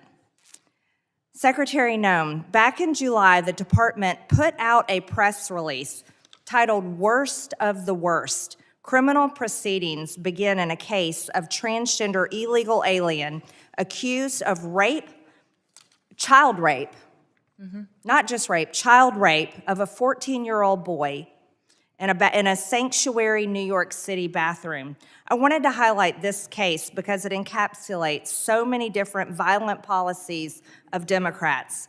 This is an increase in trans violence with their embrace of gender ideology, an egregious catch and release policy implemented under the last 4 years, and sanctuary cities that harbor criminal, illegal alien monsters that have raped and murdered many Americans. Can you discuss further what you're facing in these sanctuary cities and the illegal alien monsters that have been released into American communities under the Biden administration? Yeah, unfortunately, Congresswoman, we arrest individuals like that every day because they're so prevalent on our streets, because of what happened under the Biden administration. Every day we're able to go out and encounter and bring to justice individuals who are raping our children, murdering our mothers, our grandmothers, our families are devastated by them. And I'm shocked at the Democrats' constant defense of these individual criminals over the American citizen that is out there just trying to live their lives, put food on the table, and live the American dream. And what we do at the Department of Homeland Security by making sure that we're out enforcing the law every day is making sure that those families get a chance to do that. So I'm so grateful for them. The 8,000% increase in death threats is real. These ICE agents and CBP officers that are out on our streets doing God's work live in these communities. They live there. These are their families and their neighbors that they're protecting, and they get up every day and do that job because they believe in their mission. They take an oath, and they are honorable men and women who are serving with greatness during a challenging time when activists and radicals attack them and put their lives in danger. I think it's shameful to see the defense of individuals who break our laws. We are a nation of laws. If we are not a nation of laws, we're no nation at all. And that is what we are doing every day, is following those. If you guys don't like the law, go change it. That's your job. You don't complain. I was raised by a dad who said we don't complain about things. We fix them. Well, go fix them. If you don't like the law, quit bellyaching, quit hitting and attacking our ICE officers, quit going out and protesting and screaming vile things at them, quit calling them names. We wouldn't let our children do that. Go do something that actually matters by having an honest debate and changing the law. That's your jobs. You all should be fired, in my viewpoint. I agree. Thank you so much for that, Secretary Noem.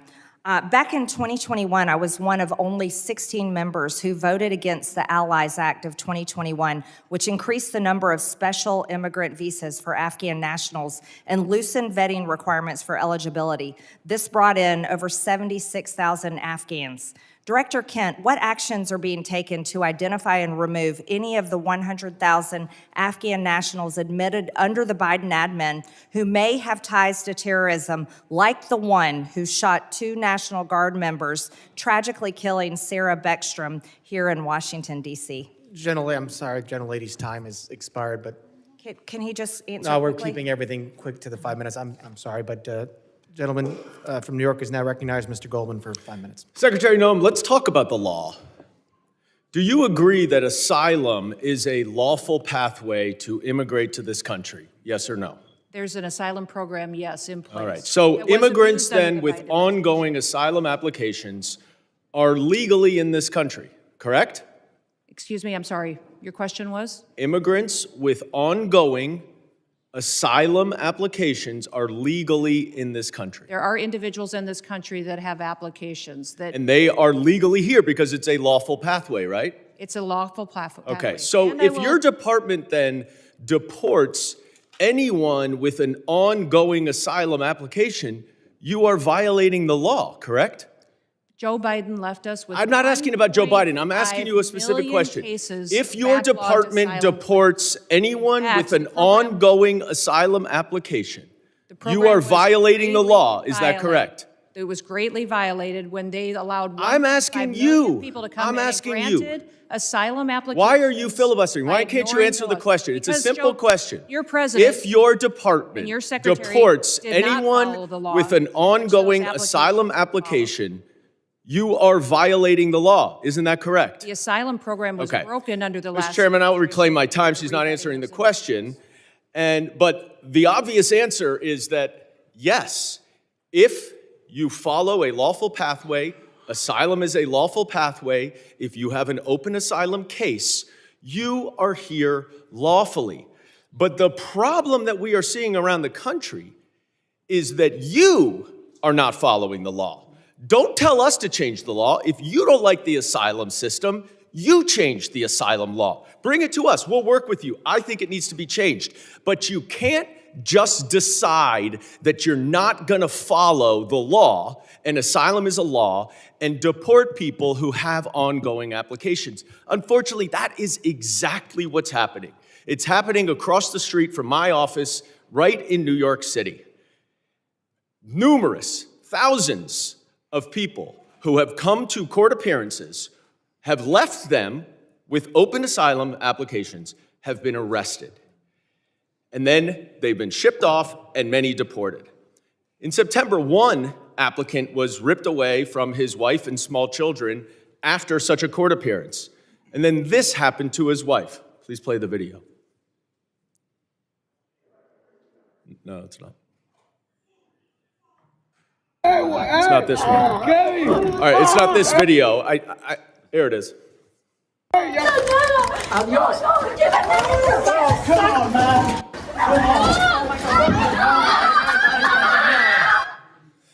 Now, after this incident, your department issued a statement that said the officer's conduct in this video is unacceptable and beneath the men and women of ICE.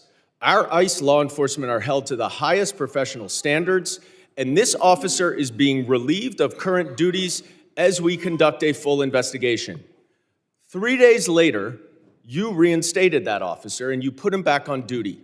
I sent you a letter and asked you what investigation was done and why was he reinstated.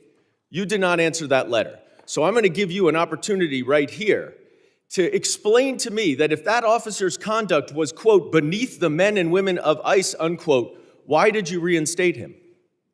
Sir, that investigation was completed. I can give you that investigation and the information that you would like. This is a Well, matter- I wrote you 2 months ago. Why haven't you given it to me yet? I'm actually surprised that you haven't gotten it. I'm going to ask my staff about that. Well, you because shouldn't I be have surprised responded because generally to speaking, you hundreds do and not hundreds, if respond not to thousands us. of your letters. Now, the other problem that we are Mayorkas, when he seeing had this all job, over didn't the respond to country letters for years. is that your officers are wearing masks, are dressed in plain clothes, often going around without identification. All of our officers are And identified. I'm not asking a question. I introduced the No Secret Police Act to stop this. And we now have 113 co-sponsors so that they will not be masked and that they will identify themselves. Now, you say all of them are identifying themselves.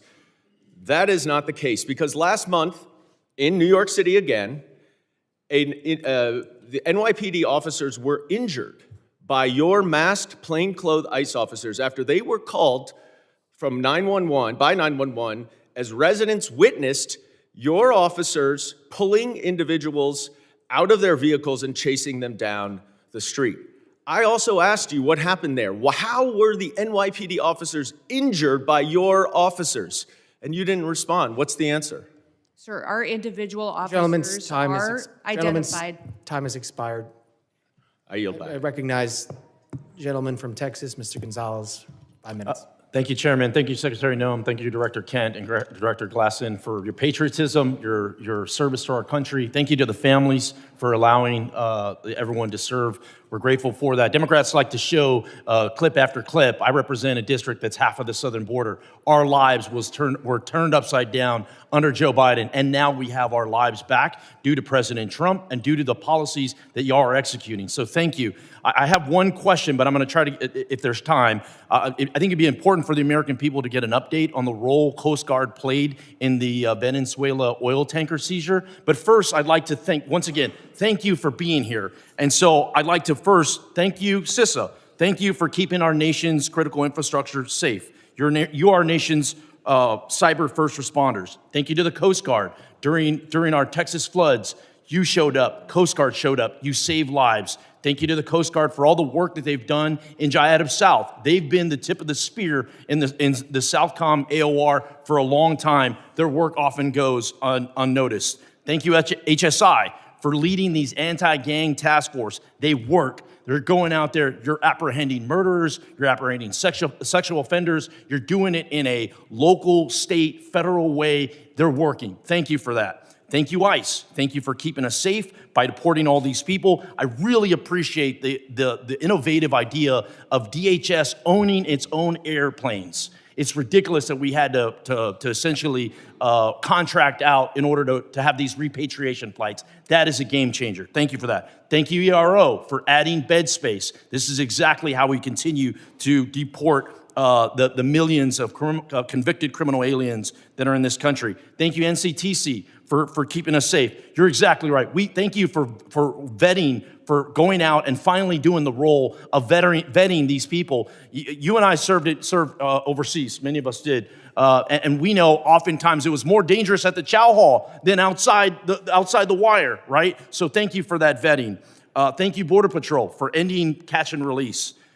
Thank you, TSA, for keeping us safe during all our travel, and then also looking into any future vulnerabilities. Thank you, Secret Service. Thank you for not only keeping our leaders safe, but a lot of people don't realize Secret Service is key to school safety. I think that's just so important. That brings us all together. I wanted to say I want to use the bulk of my time to just thank you, because we don't do that enough here. It's always finger pointing. It's always somebody else's fault.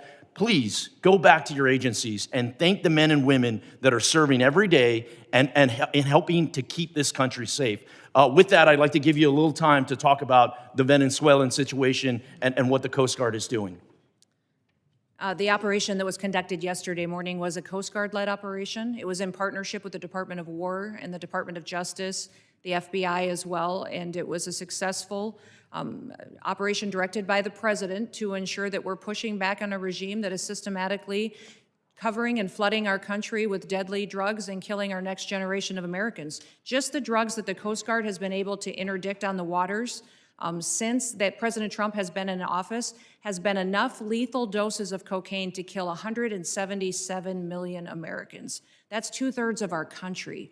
that has been saved by blowing up, by going after and bringing to justice these individuals that are out at sea and those individuals that are funding it with a shadow fleet of sanctioned oil that should never be sold to benefit their profits and their pockets to kill Americans. Thank you for that update. For many of us that served in uniform, oftentimes it was overseas. It was in the Middle East, or it was in Asia, or it was in Europe. And I think those AORs are very important.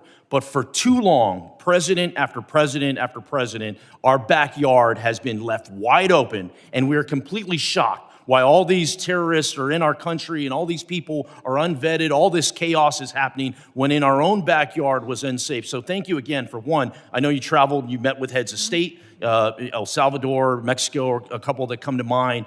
But I just want to thank you and for making our backyard a priority and ultimately to keep Americans safe. Texans are more safe today than we were a year ago. And a lot of that is due to President Trump and due to the leadership that I'm seeing right here of executing those policies. Thank you, thank you, thank you. With that, Chairman, I yield back. Gentleman yields back. I now recognize the gentlelady from Illinois, Ms. Ramirez, for 5 minutes of questions. Thank you, Chairman. American citizens have been arrested or detained. We focus on those that are here illegally.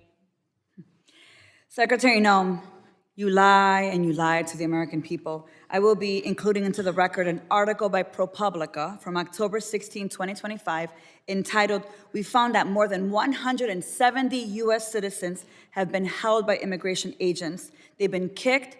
There's nothing smiling about U.S. citizens. I'm sorry, that's very inappropriate. Let me continue. They've been kicked, dragged, and detained for days. The next one. The Trump administration has specifically targeted the worst of the worst. The individuals that we are going after are those that are violent criminals, those that are breaking our laws. Secretary Noem, again, you lied to the American people. I will be including into the record an article by the NBC News from December 7, 2025, entitled, "ICE has arrested nearly 75,000 people with no criminal records, data shows."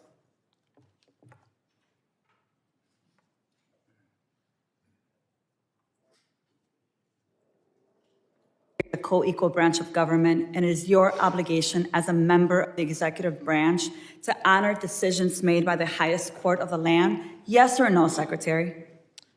We are abiding by all federal judges' orders, absolutely. The Justice Department said that when the administration was ordered back in March to stop sending detained migrants to a mega prison in El Salvador, you personally made the final call to continue the flights anyway. Is that correct? And the decisions that are made on deportations, where flights go and when they go, are my decision at the Department of Homeland Security. And we'll continue to do the right thing, continue to work and protect Americans, no matter what radical judge comes out and tries to stop us. We'll do.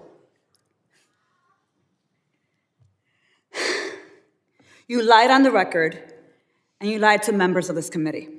You violated court orders by not turning around deportation flights bound for El Salvador, where we know that hundreds of people under your leadership have reported that they were raped, they were beaten, and they nearly died.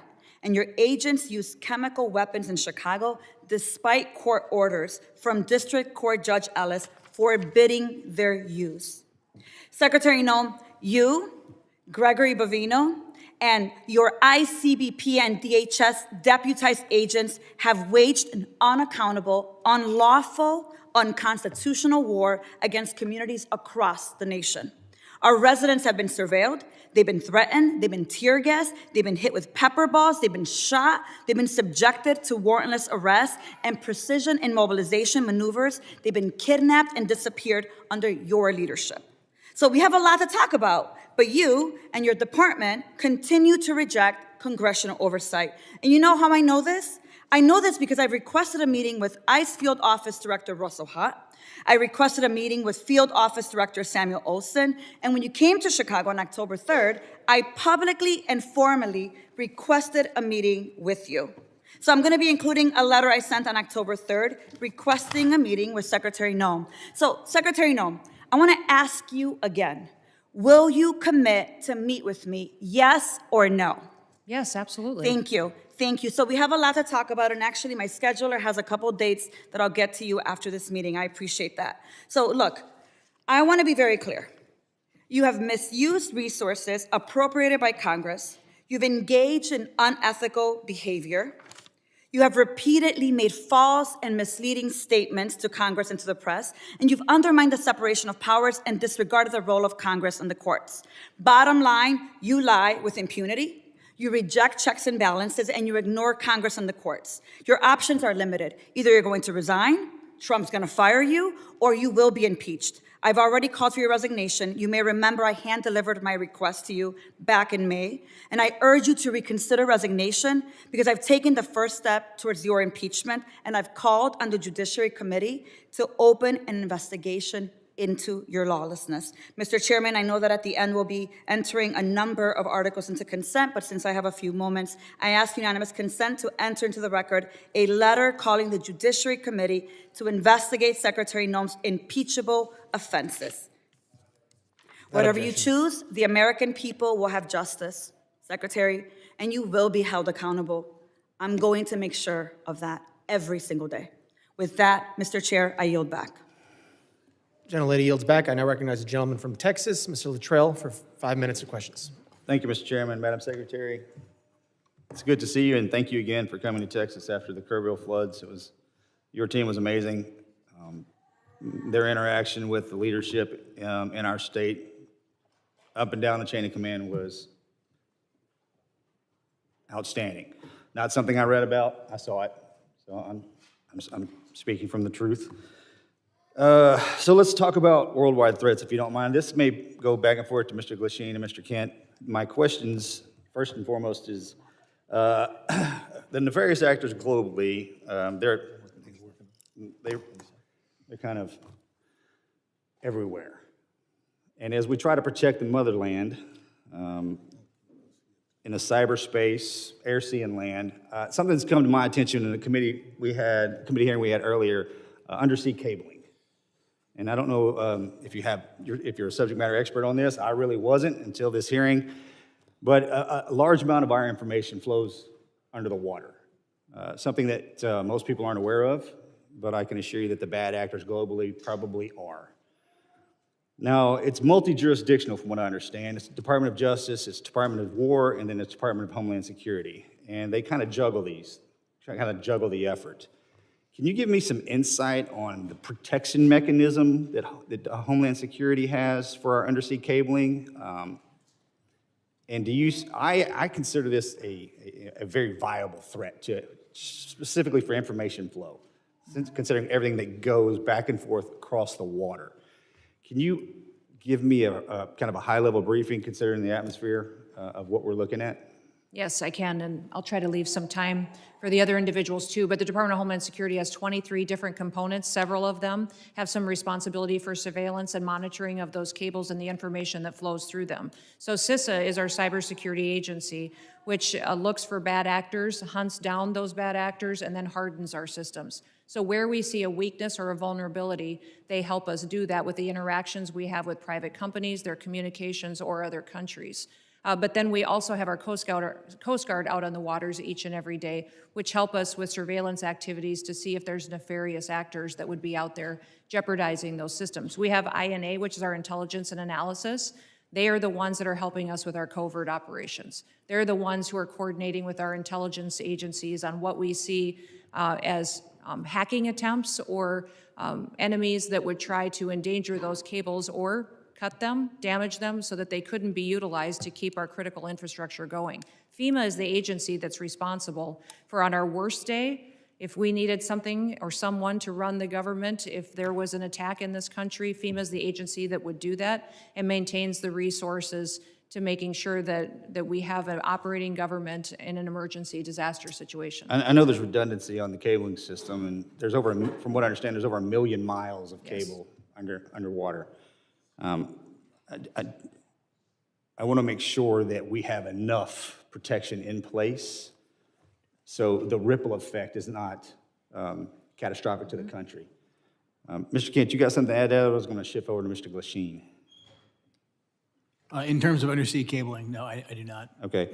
Mr. Glasheen, I have a question for you. So as far as trafficking, human trafficking, drug trafficking, this always hurts me to say this, but Houston, Texas is in my district, and it is the worst city in the country for sex trafficking in the country. I just cannot believe that. What is the FBI doing amongst other agencies? You just happen to be sitting here in front of me. And Madam Secretary, you can probably jump in on this too. Enough's enough. I understand the complexities of the World Wide Web and how these bastards are doing this, and we can't seem to grab a hold of them. What's the answer? Our HSI investigators specialize in child trafficking and human trafficking. They get up every single day and hunt down those individuals that victimize our children and partner with nonprofits and other agencies with the FBI to do that. Yes, it's shocking to me that Houston is one of the hotbeds as well. We need to take a better look at this because we're losing. I mean, we're losing so bad, I don't even know how to define it. And this has been happening. I said this exact same thing to Mr. Mayorkas, and if I was here before that, I'd say the same thing again. It's just, we have not figured it out. Mr. Glasheen, you got anything for that? Yeah, I would tell you, it's been a priority with this director. And, you know, so far this year, compared to last year, we have 300 plus human traffickers arrested, up 15%. I'm sorry, sir. Mr. Chairman, I yield that. I appreciate that, and I'll catch you after class. If one of the following witnesses wants to give him some time to answer that very important question, they can do that. Gentleman yields back. I now recognize the gentleman from New York, Mr. Kennedy, for 5 minutes. Thank you, Mr. Chairman. Secretary Noem, with about a year as DHS Secretary under your belt, there's no shortage of criticisms for me to choose from today. You've deported American citizens, bringing a level of inhumanity to this nation's immigration laws that I haven't seen in my lifetime. You've terrorized communities, including my own in Buffalo, New York, vowing to go after the worst of the worst, but instead detaining women, children, and hardworking individuals in pursuit of the American dream. You've botched a response to one of the most devastating floods we've seen, an extreme weather event along the Guadalupe River that took more than 130 innocent lives, including more than 35 children. Central Texas waited days for your agency to respond because of the reckless policies you've implemented. Your FEMA lead was missing in action, completely unreachable, as were FEMA's call lines, with 84% of calls unanswered on July 7th, 3 days after the floods. FEMA personnel, despite your slashing of their ranks, who were ready and willing to help, waited days to spring into action because of your policies. Disasters do not wait for bureaucracy. Your abysmal performance goes beyond your woeful disaster response. You've also taken a sledgehammer to FEMA's recovery, preparedness, and mitigation missions. You canceled more than $4 billion in building resilient infrastructure in communities funds, a program that helps communities reduce their risk of natural disasters. You withheld millions in FEMA funds for emergency alerting infrastructure found to be in violation of the Impound Control Act. You, perhaps most critical to my state of New York, canceled more than 90% of New York State's Homeland Security program funding, including $134 million in urban area security initiative funds for New York City's greater metropolitan areas.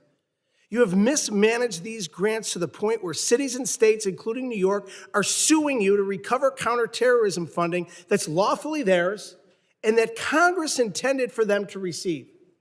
It's a tragedy that we're here today discussing these cuts to counterterrorism and security grant funds for a city that was the main site of the September 11th attacks, the entire reason your department was established in the first place. As the ranking member of the Subcommittee on Emergency Management, it's my responsibility to show the American public how you've systemically upended FEMA and emergency preparedness as we know it. So I have a couple of questions. Simple yes or no answer will suffice. Would you agree with the national security officials' assessment that the United States has been operating in a heightened threat environment for several years now? Yes. Yes or no? Would you say New York City is susceptible to these kinds of security threats? Yes, and that's why they should spend So with New York the City $440 being the million number they one had in terrorist reserves target in the that nation, the federal government gave them with to New use York to City secure being their the number, city, while I which reclaim they my did time, not with New York spend. City being the They number did not one spend the security hundreds of threat in millions this of dollars nation, they had it's to secure unconscionable their city that you and would to cut release criminals on the street each and every day. $134 million in urban area security initiative funding for the city of New York. What compelled you to knowingly make our cities less safe with these funding cuts? What compels you, your mayor, and your governor to release thousands of criminals on the streets rather than to turn them over to ICE? You'd rather release Secretary Noem, a murderer out onto Secretary your Noem, street, you cut a rapist on your $134 street, million and honor our detainers. in You should funds honor our detainers to support the against violent security criminals of to get New them out York of New York City City. and the state of New York, the number one threat in this nation. In your own words, your cuts are blatantly political, callous, and outright dangerous. It's clear you have no interest in countering real threats in the homeland. While high-risk cities and disaster zones wait for help, you've devoted the past 11 months of violent raids, anti-police policies, and nonstop photo ops. You've brought shame to a department that was created after 9/11 in a time of unity to protect our people. Your failure to lead is a direct threat to the homeland security in our nation, and you should resign immediately. I yield back. Gentleman yields back. I now recognize the gentleman from Alabama, Mr. Strong, for 5 minutes of questions. Thank you, Mr. Chairman, ranking member, and members of this committee. I thank you, too, to our witnesses for being here today, for your work to protect the homeland in an increasingly complex threat environment. My question today focuses specifically on the evolving drone threat. Mr. Glasheen, the FBI's National Counter-UAS Training Center at Redstone Arsenal, is now the central hub for preparing federal, state, and local partners for drone threats at major events. What makes Redstone Arsenal such an effective location for this mission, and how does that setting support the scale of training required for World Cup, America 250, and the 2028 Olympics? Thank you for your question, Congressman. What makes Redstone a great partner for us is, one, the support that we have from Congress. Number two, the space we have there. The FBI has been in Huntsville for a long time. Huntsville also houses our Special Agent Bomb Technician Program, where we train bomb technicians, EOD professionals across the United States, and we model the Counter-UAS school off of that. So that proof of concept has been in place, and we're mirroring that process to train the counter-UAS operators. Thank you. I was there for the inaugural graduation. I'm telling you, it was most impressive. I can assure you there's no other location in the country that offers the same mix of controlled airspace, testing ranges, partnered agencies, and mission infrastructure that the FBI has at Redstone Arsenal. Counter-UAS has the ability in Huntsville to jam, block, drop, intercept, and do forensics. As demand for this specialized training grows, what investment should Congress prioritize to ensure long-term stability for this mission at Redstone? I'd say yesterday, or the legislation in front of, I think, the Senate right now for the NDA, for the authorities, that'd be the first step to give us the ability to lawfully use the counter-UAS authorities. I think additionally, is just like the computer technology, it evolves with the months.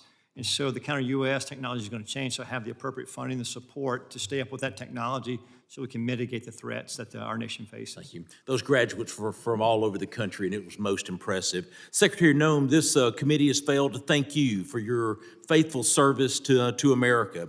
The southern border is closed.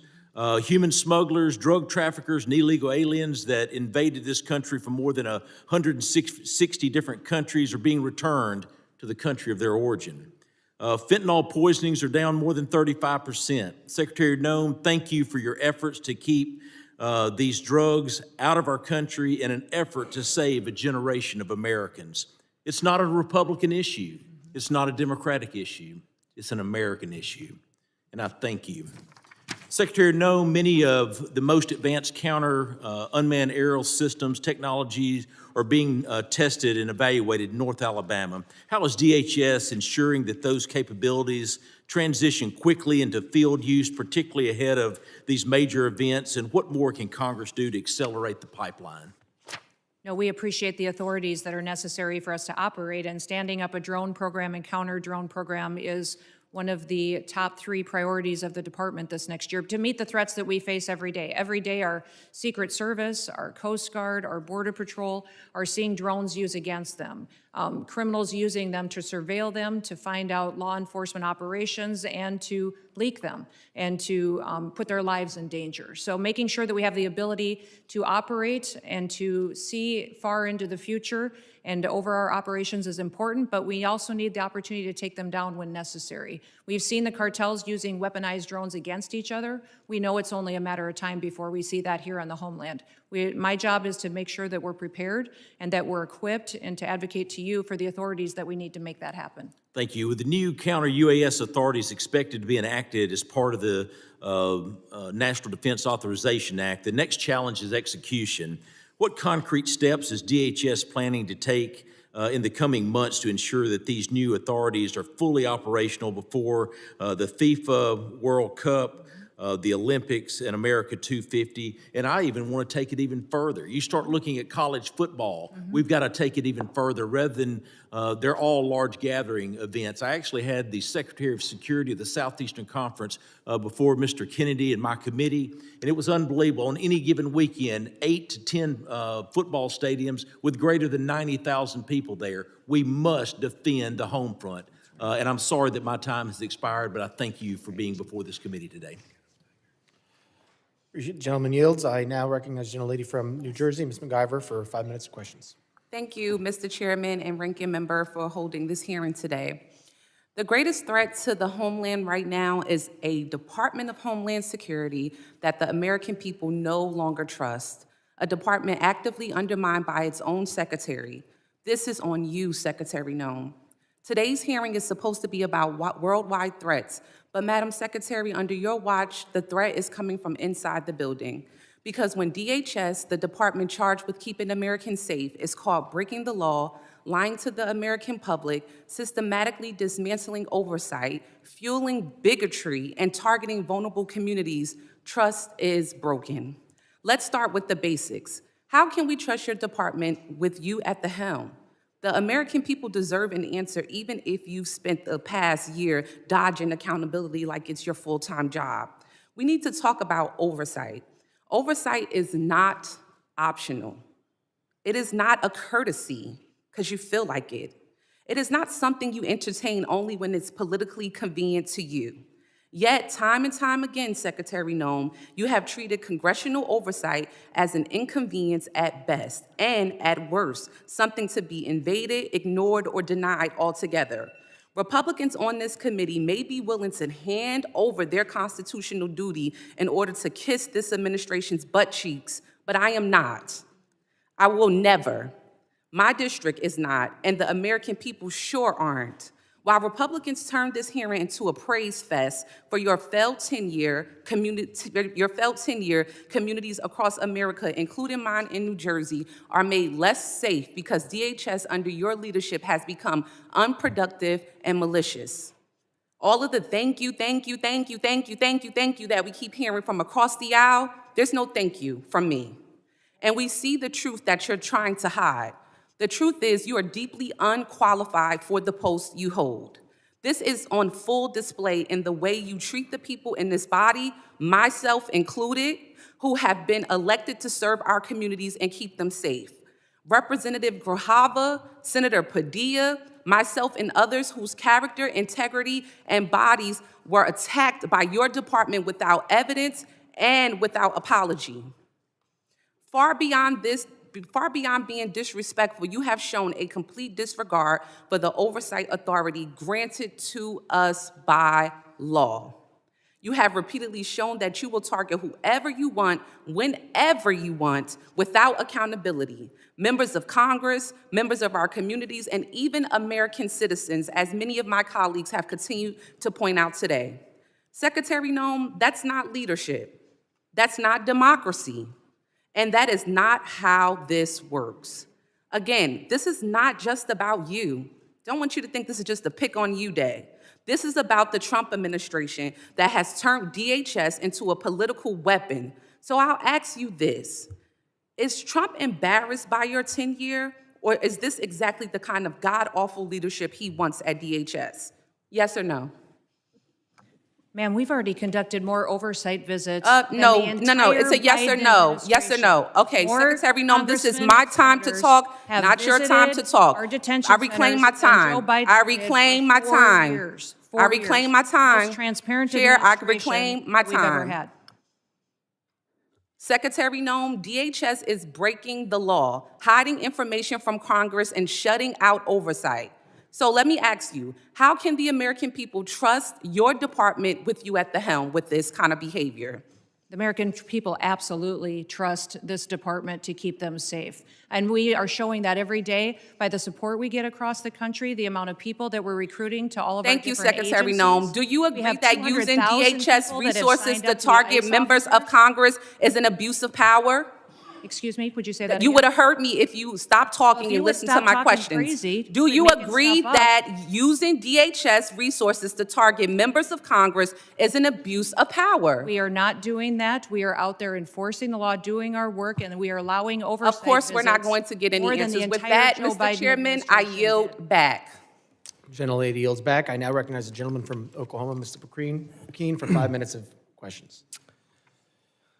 It's no wonder that chaos has become the commonplace when rudeness is so on display. Like it's both sides. We've created a lack of civility in this country, but we're perpetuating in this society what your administration is trying to correct, and that is returning back to the rule of law. What separates us from falling into chaos as a nation where poverty envelops us is when we return to order and a display of respect towards law enforcement, a display of respect to officials.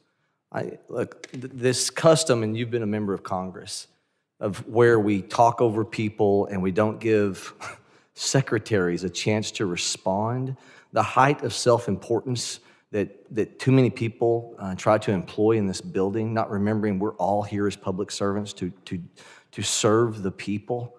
We lift our hearts up far beyond our fellow countrymen. I'll tell you who says thank you. It's those whose families that were the victim of assaults and rapes and murders under the auto pen period the last 4 years. They say thank you. Those who see the madness of lawlessness, a lack of respect to law enforcement, the heightened element of law enforcement sitting in their vehicles and being targeted, say thank you.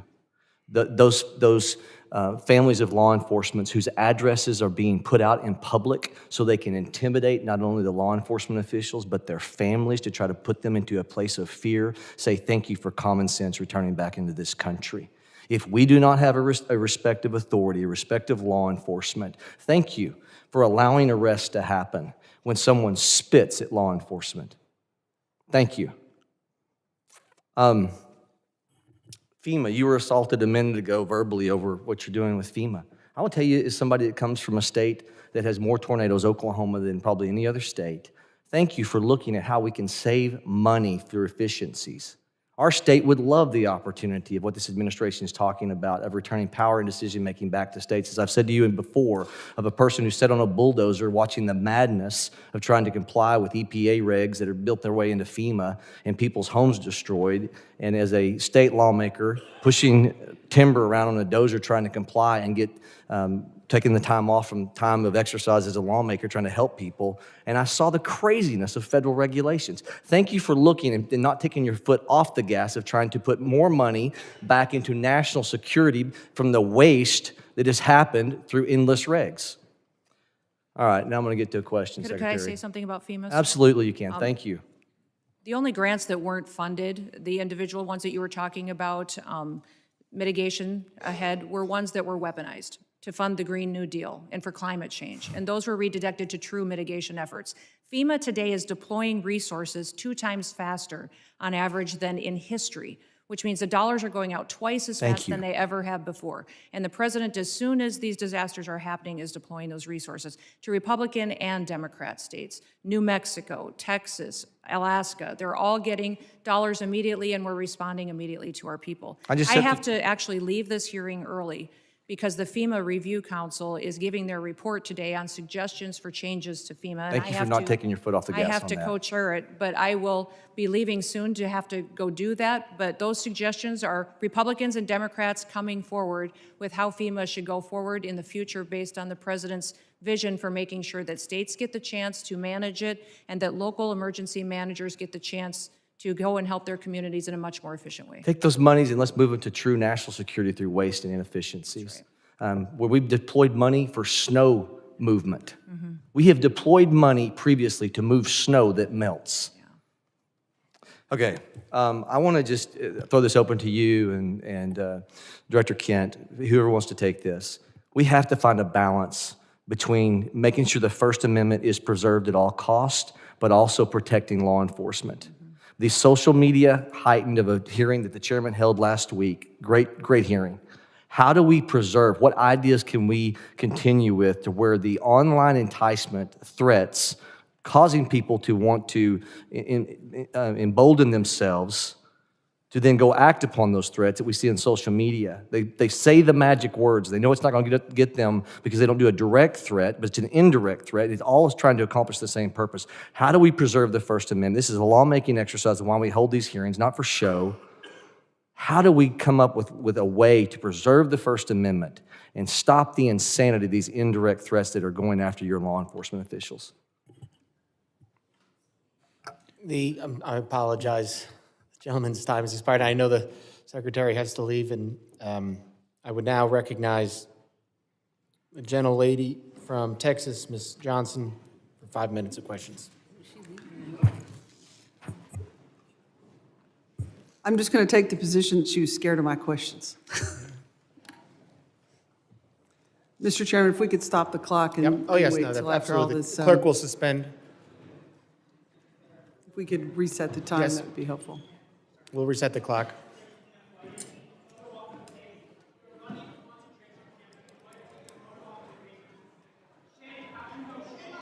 Gentlelady, prepared?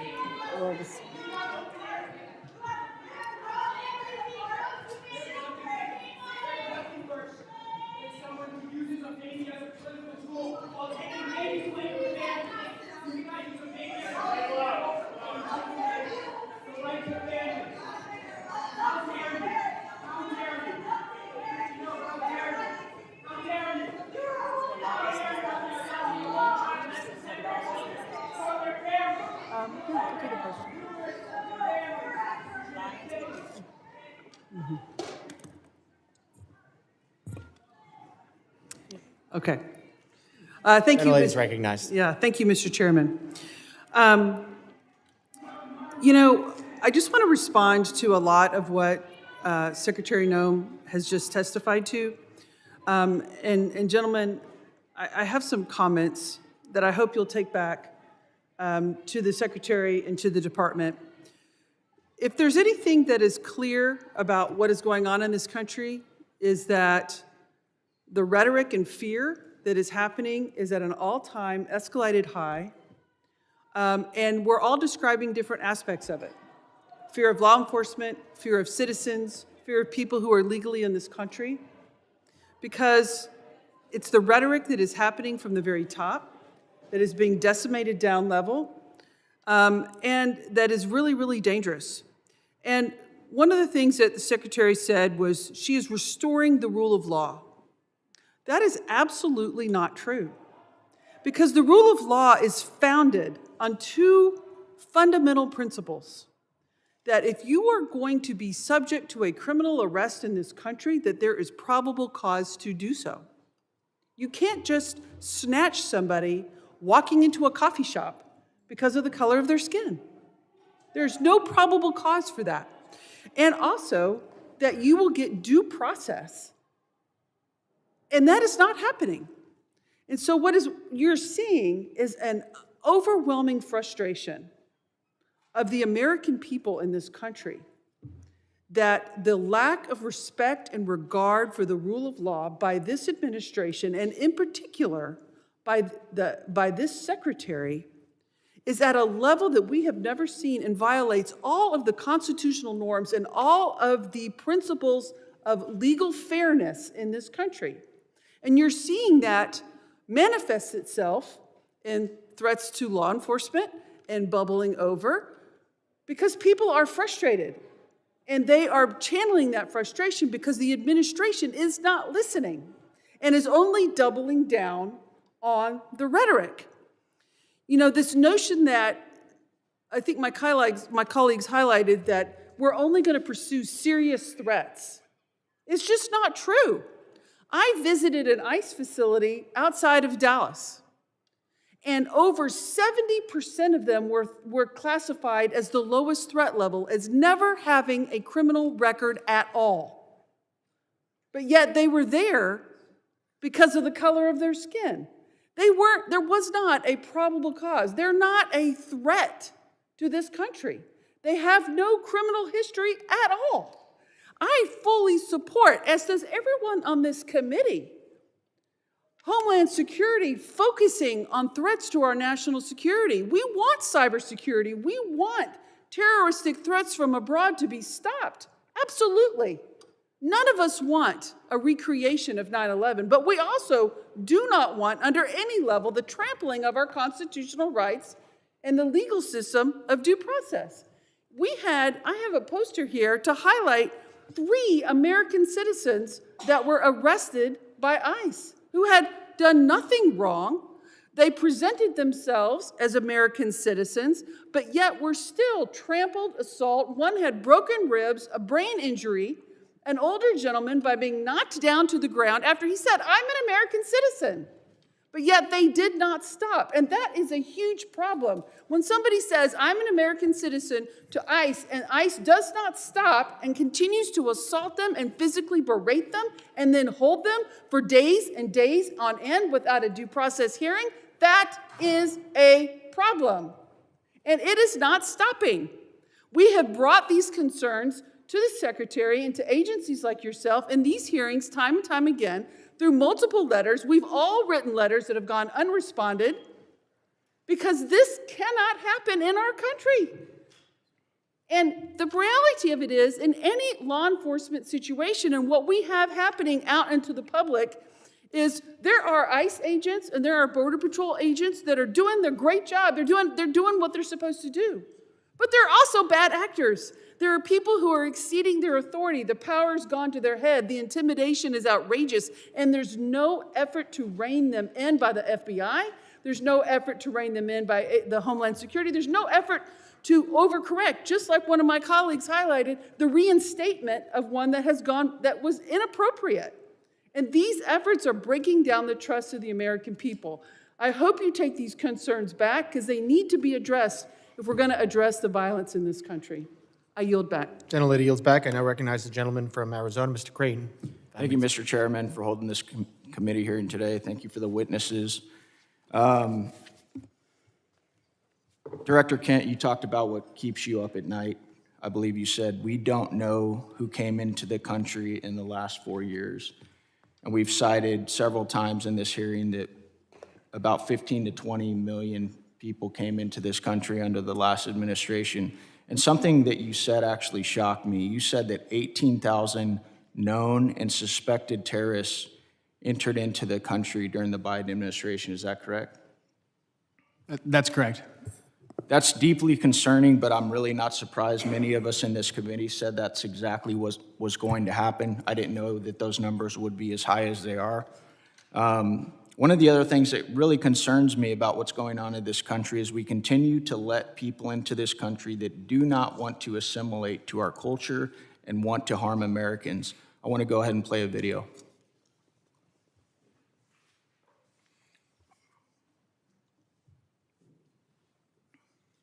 Law should be above the U.S. Constitution. Yes. Yes. Should Sharia law be over the U.S. Constitution? Yes. U.S. Constitution, which is made by people, and the Sharia law is made by Allah. So that is all the way above. That has to be definitely in the land, not for the America, for the whole world would be above. So that should be above the U.S. Constitution? Yes. Do you feel more comfortable living under American law, or do you feel more comfortable living under Sharia law? Sharia law. I'm a Muslim. I prefer Sharia law. Sharia law, yes. You prefer Sharia law over American law? Of course, yeah. They always can come with the same accusations. This speaker supports death penalty for homosexuals. This speaker supports death penalty for this crime or that he is homophobic. These are general views that every Muslim actually has. Every Muslim believes in these things. If the law of the land is Islamic, we will respect the law of the land. What if it's not Islamic? If it's not Islamic, then the law of the land and those who make it can go to hellfire, honestly, because Allah said in the Quran, in chapter 33, verse 1, He said, O Prophet, fear Allah and do not obey the disbelievers and the hypocrites. You know why they're worried about the border? Watch this clip here that Vinny just sent with Al-Qaeda. I call upon every Muslim in the infidel, criminal, and arrogant United States. Does not matter if they're Arab, American, or other descent. I'm saying to all of them, revenge, revenge. Do not consult anyone by killing infidel Americans. You should have a lot of determination and a list of your targets should be effective. Director Kent, what do you think when you see a video like that? I think we didn't have control of our borders, and we don't know who's come into our country. However, we have had around 2.7 million individuals from Muslim countries and Muslim regions who came in under the Biden administration who went through minimal to no vetting whatsoever, who probably share values like the folks that you saw on the screen. Director Kent, are you aware that when we invite people into this country and they become citizens, they swear an oath to defend and support the Constitution and the laws of the United States of America and against all enemies, foreign and domestic? Yes. What do you believe the long-term consequences will be if the United States continues admitting individuals who either openly reject assimilation into American civic culture or who falsely swear an oath to uphold the Constitution despite having no intention of honoring it? We simply won't have a country anymore as we know it. I think we can look to Europe and to the UK to see exactly where this leads. I agree 100%. Director Kent, are you aware of some of the differences between U.S. Constitution and common law interpretations of the Sharia law? I am broadly, yeah. What are the differences in your opinion, and I know you're not a doctorate on this subject, but between the First Amendment, which guarantees freedom of speech and the press, including the right to criticize religions, religious texts, and public figures without government punishment? Yeah, the freedom of speech, I think, is huge because you don't have that under Sharia law, and you also don't have the assumption of innocence under Sharia law as we do. Many interpretations of Sharia, blasphemy, criticism of the Quran or the Prophet Muhammad can be a serious offense, sometimes punishable by death. And there are many others that I don't have time to get to, but I wanted to bring that up today so that Americans understand the differences and why we need to be very careful about who we let into this country. I thank you guys for the work you do. I thank you for those underneath you working so hard to keep the American citizens and people safe. Thank you, Mr. Chairman. I yield back. Gentleman yields back, and I remind if you don't get to questions that you want to ask, you can submit them for the record. So we can do that at the end. I now recognize the gentleman from Puerto Rico, Mr. Hernandez, for 5 minutes of questions. I have some matters of interest regarding immigration and FEMA, but before that, Mr. Kent, does the Bible say anything about freedom of speech? Not a biblical scholar. I don't think it does, and I'm concerned about singling out Muslims and specific religions to talk about how their religious dogma conflicts with our laws and constitutions. I lament that Ms. Noem has had to leave early today, but I wanted to talk about the atrocities that the DHS's immigration enforcement and the pain it is causing in places like my home district of Puerto Rico. Just a few weeks ago, we witnessed ICE shove a pregnant woman. I cannot imagine, as an expecting father myself, the anxiety that family must have gone through when they took that person to the hospital and treated her for her injuries. Also, a few weeks ago, CBP detained Aracelis Terrero from the streets of Cabo Rojo. They put her on a plane, they sent her to Texas. She was in a detention facility. She was removed from the detainee location service, and she was not allowed to contact her attorney. Ms. Terrero was a domestic violence victim who was in Puerto Rico with a legal work permit. And I wanted to ask Ms. Noem if DHS policies allow CBP agents to detain persons who are legally in the United States. I wanted to ask Ms. Noem, the legal authority behind the detention of Aracelis Terrero. I wanted to ask Ms. Noem why she was removed from the detainee location system. I wanted to ask Ms. Noem why Aracelis Terrero was not allowed to contact her attorney. Unfortunately, I predict that she would not have given us adequate answers based on the answers that she has provided to my colleagues here today. Now, I also wanted to raise a concern with Ms. Noem regarding TSA agents. In Puerto Rico, I witnessed how many TSA agents worked arduously without pay during the government shutdown, and how her announcement that they would get $10,000 as a bonus for working without pay during the pandemic actually created the opposite effect of boosting morale, because it was so selective that it excluded, apparently, most workers. And finally, I wanted to raise the concerns of red and blue mayors from Puerto Rico. I emphasize red and blue mayors, Republican and Democratic mayors, regarding her recent secret policy regarding transactions or grants for FEMA money that exceed $100,000. So to their surprise, they found out that grants and funding assignments exceeding $100,000 would now need to be approved by Secretary Noem. But there was no transparency regarding that rule. And we have no information regarding the application and the enforcement of that rule. And I sent her a letter with 15 other members asking those questions, and I got a letter in response that has no answers to these questions. And I wanted to urge her to reconsider this policy that is delaying aid and reconstruction funds for the people of Puerto Rico, which are still suffering 9 years after Hurricane Maria, and that this is affecting Republicans and Democrats, that reconstruction should not have a party ID, and that instead of fighting the bureaucracy, this has made the bureaucracy worse. But unfortunately, Secretary Noem left early, and we are left expecting these answers. Thank you, and with that, I yield back. The gentleman yields back. I now recognize the gentleman from Tennessee, Mr. Ogles, for 5 minutes of questions. Thank you, Mr. Chairman, and thank you to the witnesses.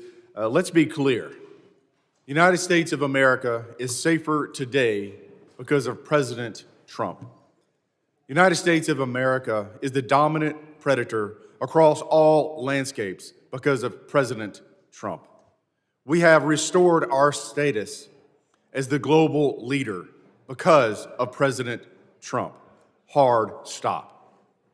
Now, when we look at the topic of the hearings, the objectives, there were 6 bullet points. I'm going to hit the highlights, examine the full scope of evolving threats facing the United States of America, particularly on readiness at the federal, local, and state level. Highlight the significant, number 2, the significant national security gains achieved by President Donald Trump. 3, review the Trump administration's efforts to reverse the damage caused by the Biden border crisis. 4, analyze the scale and scope of cyber threats, which is my area as the chairman of the cyber subcommittee. 5, discuss the evolving terrorism landscape, including FTOs, HVEs, and DVEs. And 6, evaluate emerging unconventional threats. Unfortunately, my colleagues must not have read the memo, because that's not what they've talked about. They want to talk about ICE and immigration. So let's talk about that. You know, in 1965, we passed the Hart-Celler Act. Since that time, we've seen chain migration on a scale that, quite frankly, I'm not sure even the progressive liberal authors of that bill could have possibly imagined. In that amount of time, we've seen 60 million migrants come into this country, most of which, 90%, from third world countries. There are roughly 300,000 Afghans in America, 200,000 of which came under Biden. Approximately 45% of Afghans are on U.S. food stamps. Afghans under the Biden administration have an unemployment rate double that of Americans. 68% of Afghans are on Medicaid. Let's go overseas. And so if that sounds like political rhetoric, let's look at the facts. Paris, 48% of crimes committed by foreigners, most of which were Muslim. Overall crime has surged since the Islamic migrant influx. That is from the French Interior Ministry. London, 40% of sex crimes are committed by foreigners, most of which are Muslims. That's the Metropolitan Police Department. Rome, 83% of 2024 street robberies by non-EU citizens, almost all of which were Muslim. Sexual assaults, 69% Muslim, Italian police reports. Minneapolis, here in the homeland.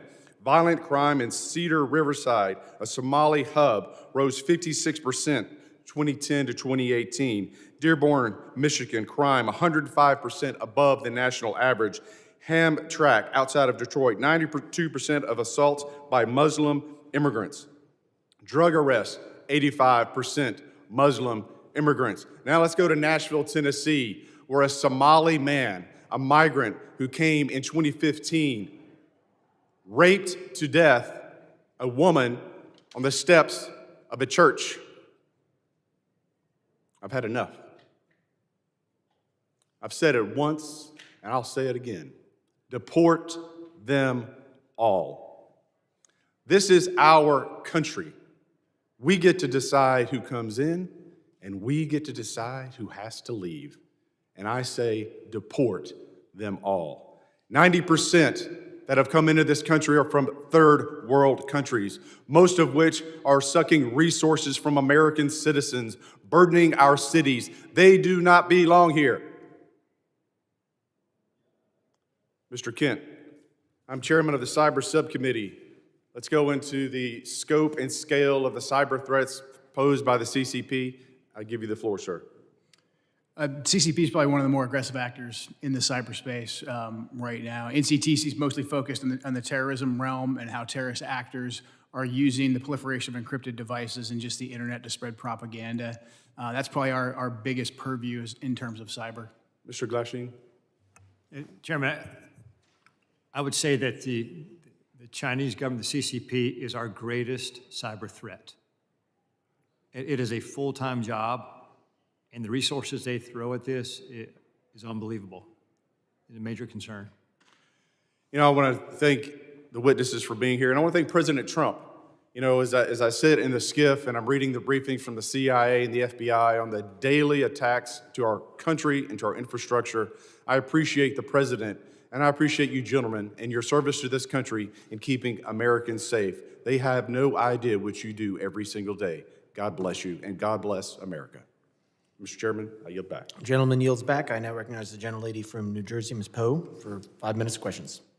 Thank you, Mr. Chairman, and to our ranking member.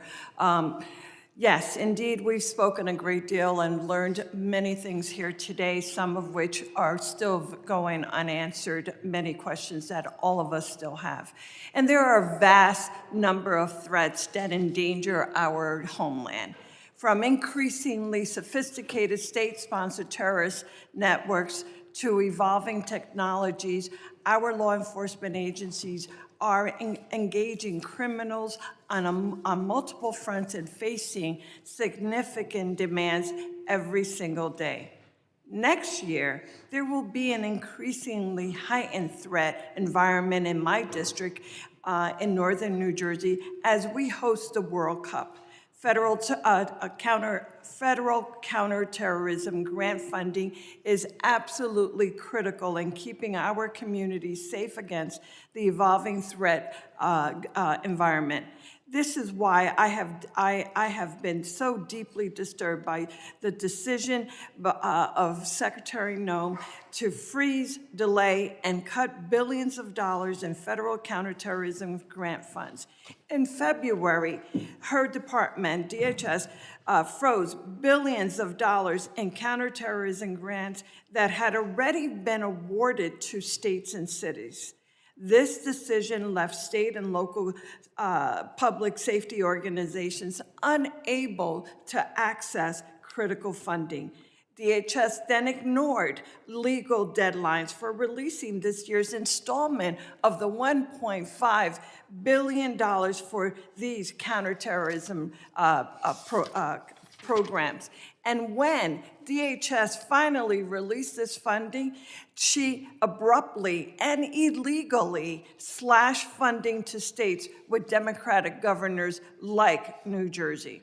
States and localities have sued in federal court for funding owed by the federal government that was appropriated for them by Congress. In October, I sent a letter to Secretary Noem, and if she was here, I would be saying this directly to her, signed by all of my Democratic colleagues in New Jersey's delegation, demanding that she stop playing politics with federal counterterrorism funding and immediately restore New Jersey's allocation. Specifically, I'm referring to the 50% cut to New Jersey's allocation of the Homeland Security Grant Program, which includes the Urban Area Security Initiative and the State Homeland Security Program.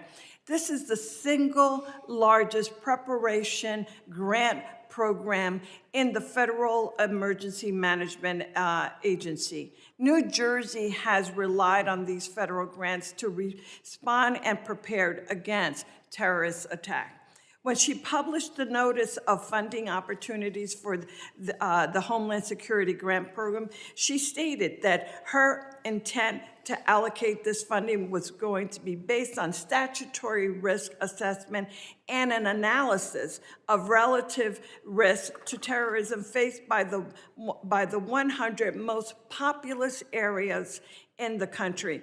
Under this process, New Jersey was preliminarily allocated around $19 million, but DHS final award notification, our state received just $9 million. The final award notification failed to explain why such drastic cuts were made. Instead, she simply stated that it was done, quote, per DHS directive. To this day, we have still not received, I have not received a response to my letter. And I absolutely cannot understand and am so incredibly disappointed by the fact that this administration continues to try and attempt to walk all over this body. Congress is Article 1 branch, and we demand that we've received the respect that is due and that she respond to the questions, and that is her responsibility and her job. Mr. Chairman, I yield back. Thank you. Gentlelady yields back. I now recognize the gentlelady from South Carolina, Ms. Biggs, for 5 minutes of questions. Thank you, Mr. Chairman, and thank you to the witnesses for being here today. I know you have a really difficult job. I want to take a moment just to highlight the fantastic work of the Homeland Security Advisory Council. I think when I say this, I speak on behalf of our entire South Carolina delegation when I say that I'm pleased to see South Carolina's own Governor, Henry McMaster, appointed to chair the HSAC.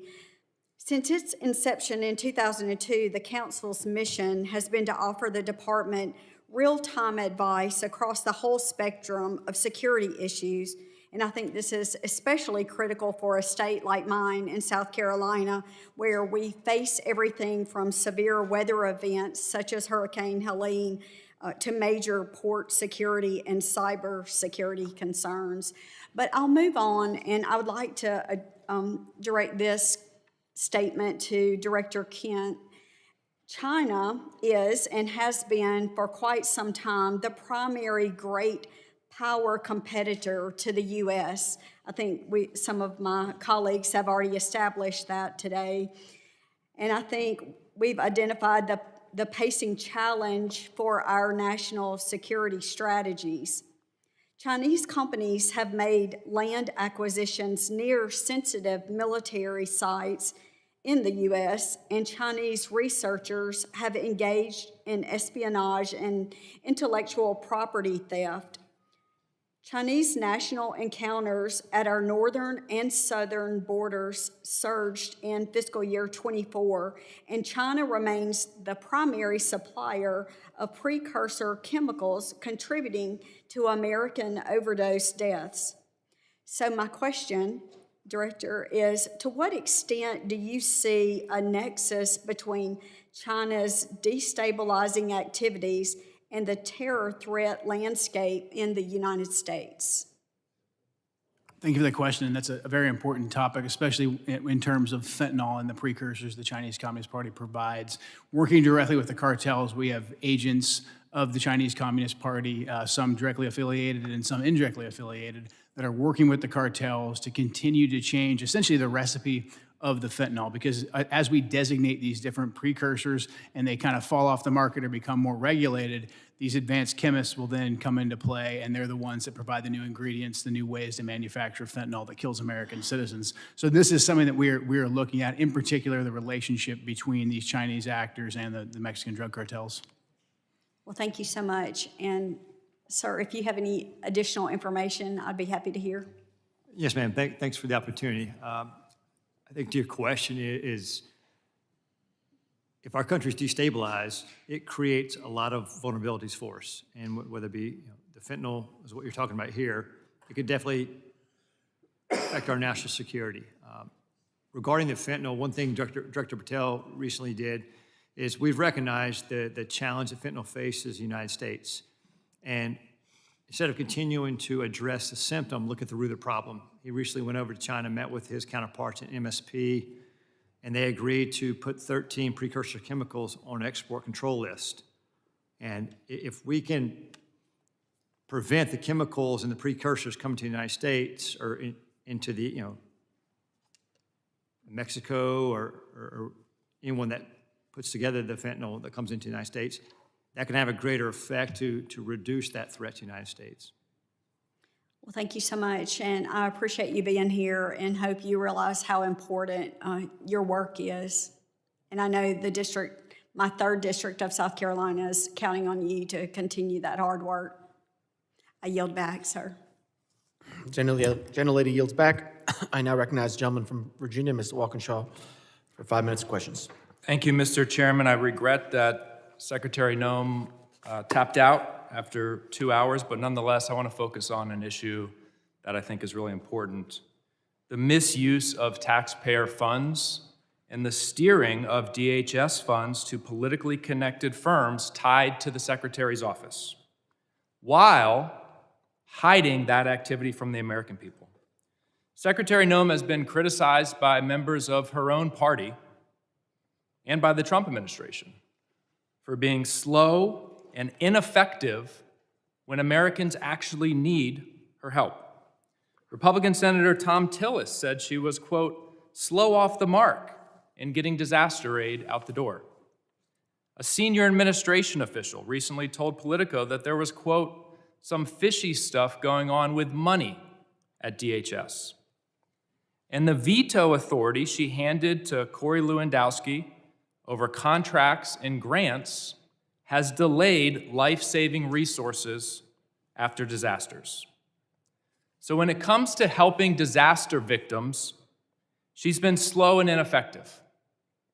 But when it came to spending money on her own image and then funneling that money to her friends and her political allies, she moved with remarkable speed. According to reporting by ProPublica, DHS obligated $220 million for an advertising campaign featuring her in staged, phony border imagery and featuring pictures of President Trump's private properties.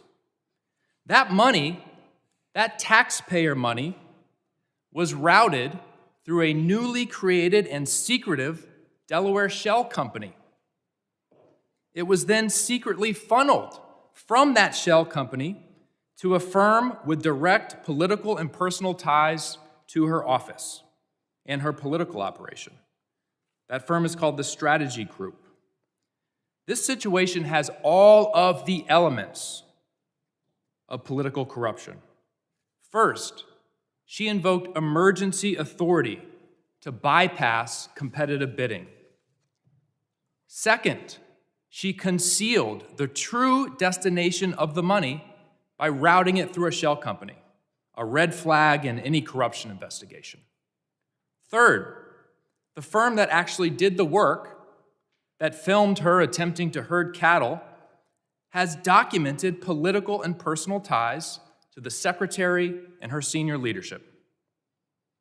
Fourth, her directive requiring personal approval of all contracts over $100,000 concentrated power in the hands of the very people tied to the firm that secretly received the work, her and Mr. Lewandowski.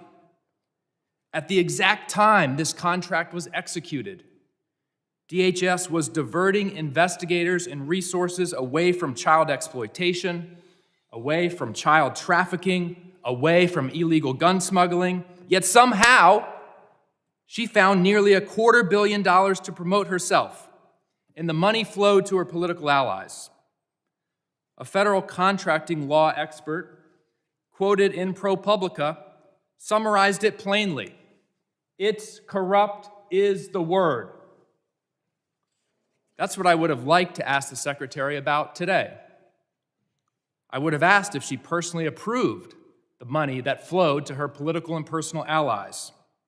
I would have asked if whether when she was governor of South Dakota in 2023 and the same firm got $8.5 million of taxpayer money, whether she steered the money to them. Because an official in her administration said she did. That's what I would have asked her. But she had to leave early. Mr. Glasheen, are you familiar with the Proud Boys? I'm familiar with the name, yeah, Proud Boys. Okay. Does the FBI still designate the Proud Boys as an extremist organization? They did in 2018 in President Trump's first term. We are in the process right now of changing our categories for domestic terrorism. So they're no longer designated as an extremist organization. The FBI designated them an extremist organization in 2018. Has that changed? I'm not aware that they did that. It's all over the media, sir. It's widely reported. Can you get back to me on that? Sure will. All right, thank you.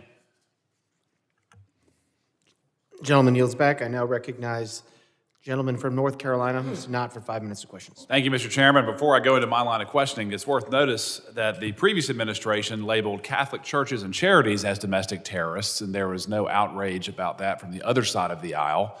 But regards to today's hearing, threats that currently face the country, we have millions of people in this country right now who will harm the country either with specific intent or by natural effect. There's a refusal to assimilate. There's a disdain for Western values. There's even a disdain for this country. We've seen it recently in the unfortunate but staggering case that we've become aware of in Minnesota. Somalian groups who have come here to defraud the United States to the tune of billions of dollars, submitting fake invoices, at least motivated in part for personal enrichment, and then to fund terrorist groups back home, our adversaries.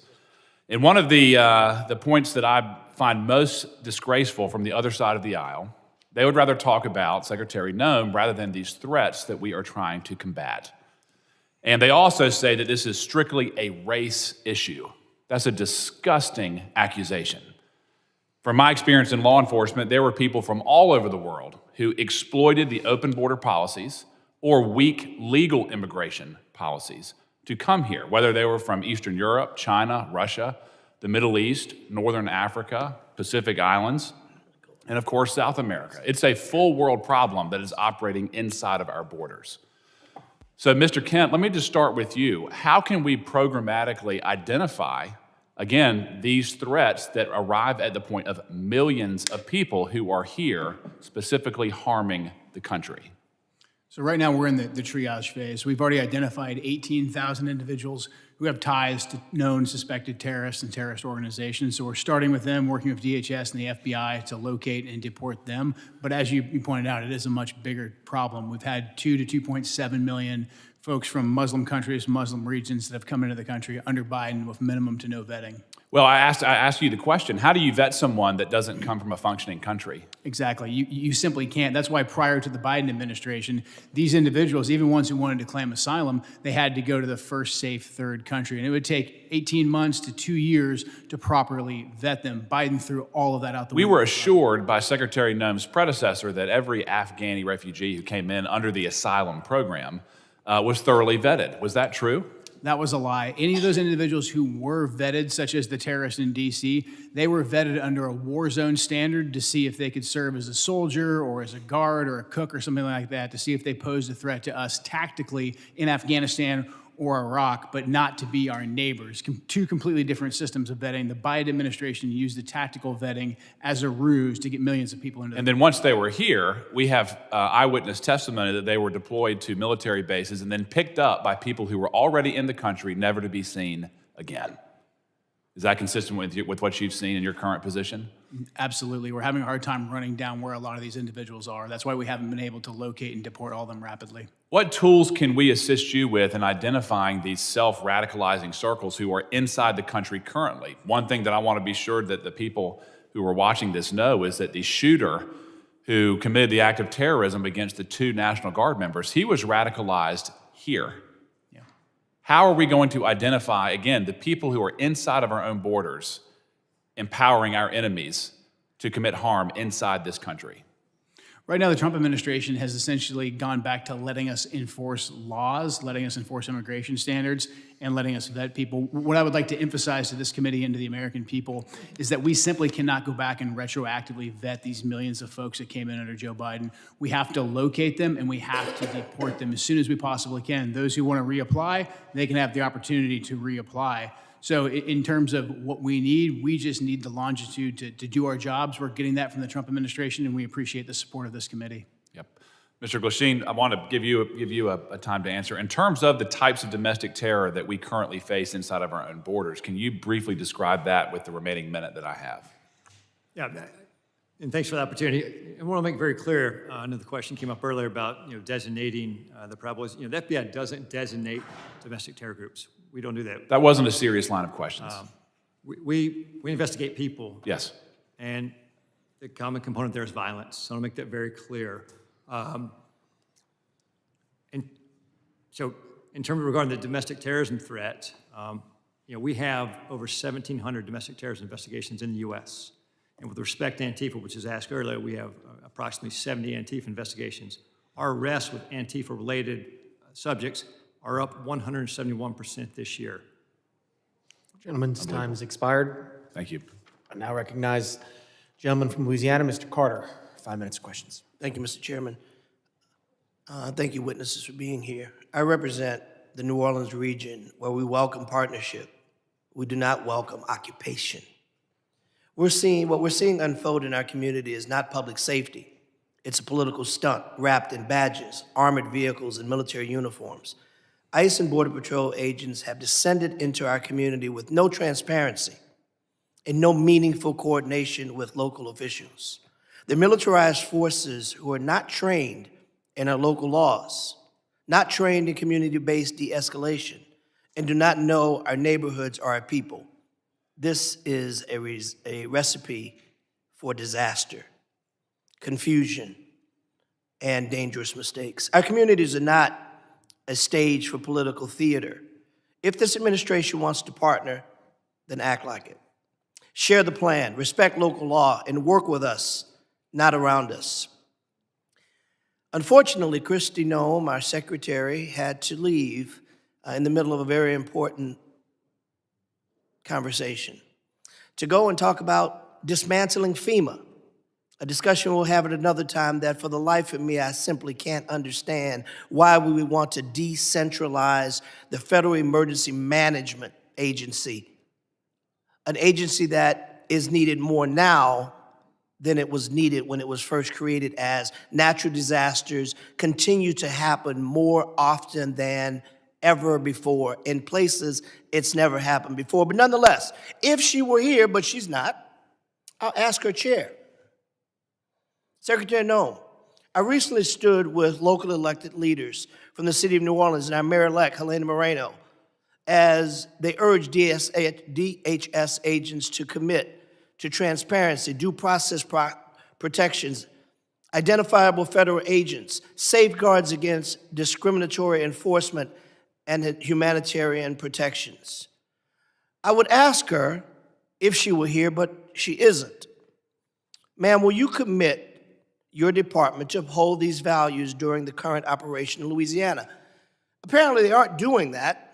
but because I know both of you are capable of answering this question and are, in fact, civil servants that have demonstrated in your career that you do understand transparency, that you do understand the Constitution. So I'll ask you the question, do you think this request from our mayor-elect in New Orleans is a reasonable one? Is it reasonable to ask that agents commit to transparency, due process protections, identifiable agents, and safeguards against discriminatory enforcements? Yes or no? Do you think that's a reasonable ask? Yes or no? Is that reasonable?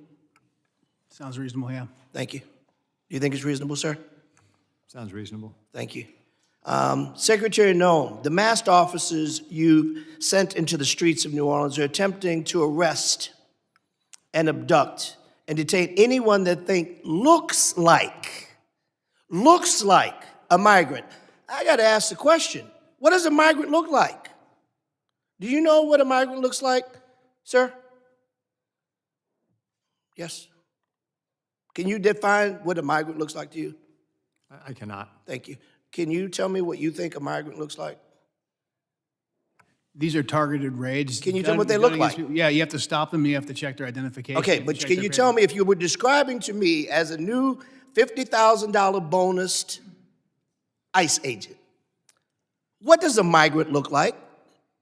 You would stop and you would ask them for ID, and you'd be on an intelligence-driven operation, which is what these ICE raids are. They're intelligence-driven operations. But if you were to say a guy's wearing a red shirt, you would say the guy's wearing a red shirt and a purple baseball hat.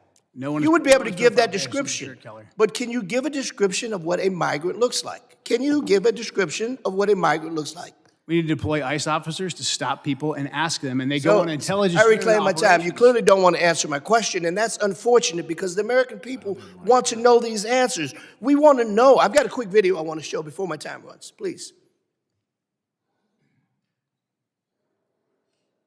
Look at this. This is a stunning video from Louisiana. You hear that woman cry out. She's a 23-year-old running down the street away from the masked agents who are chasing her, repeating that she is a U.S.-born citizen, saying, Stop. This is a United States citizen who's running away from ICE agents who, when she gets to her house and her husband comes out, they stop the chase. They clearly weren't chasing her for that. They appear to have been doing something nefarious. You know why we can't tell the difference? Because they wear masks and they don't identify themselves as agents. That's a problem.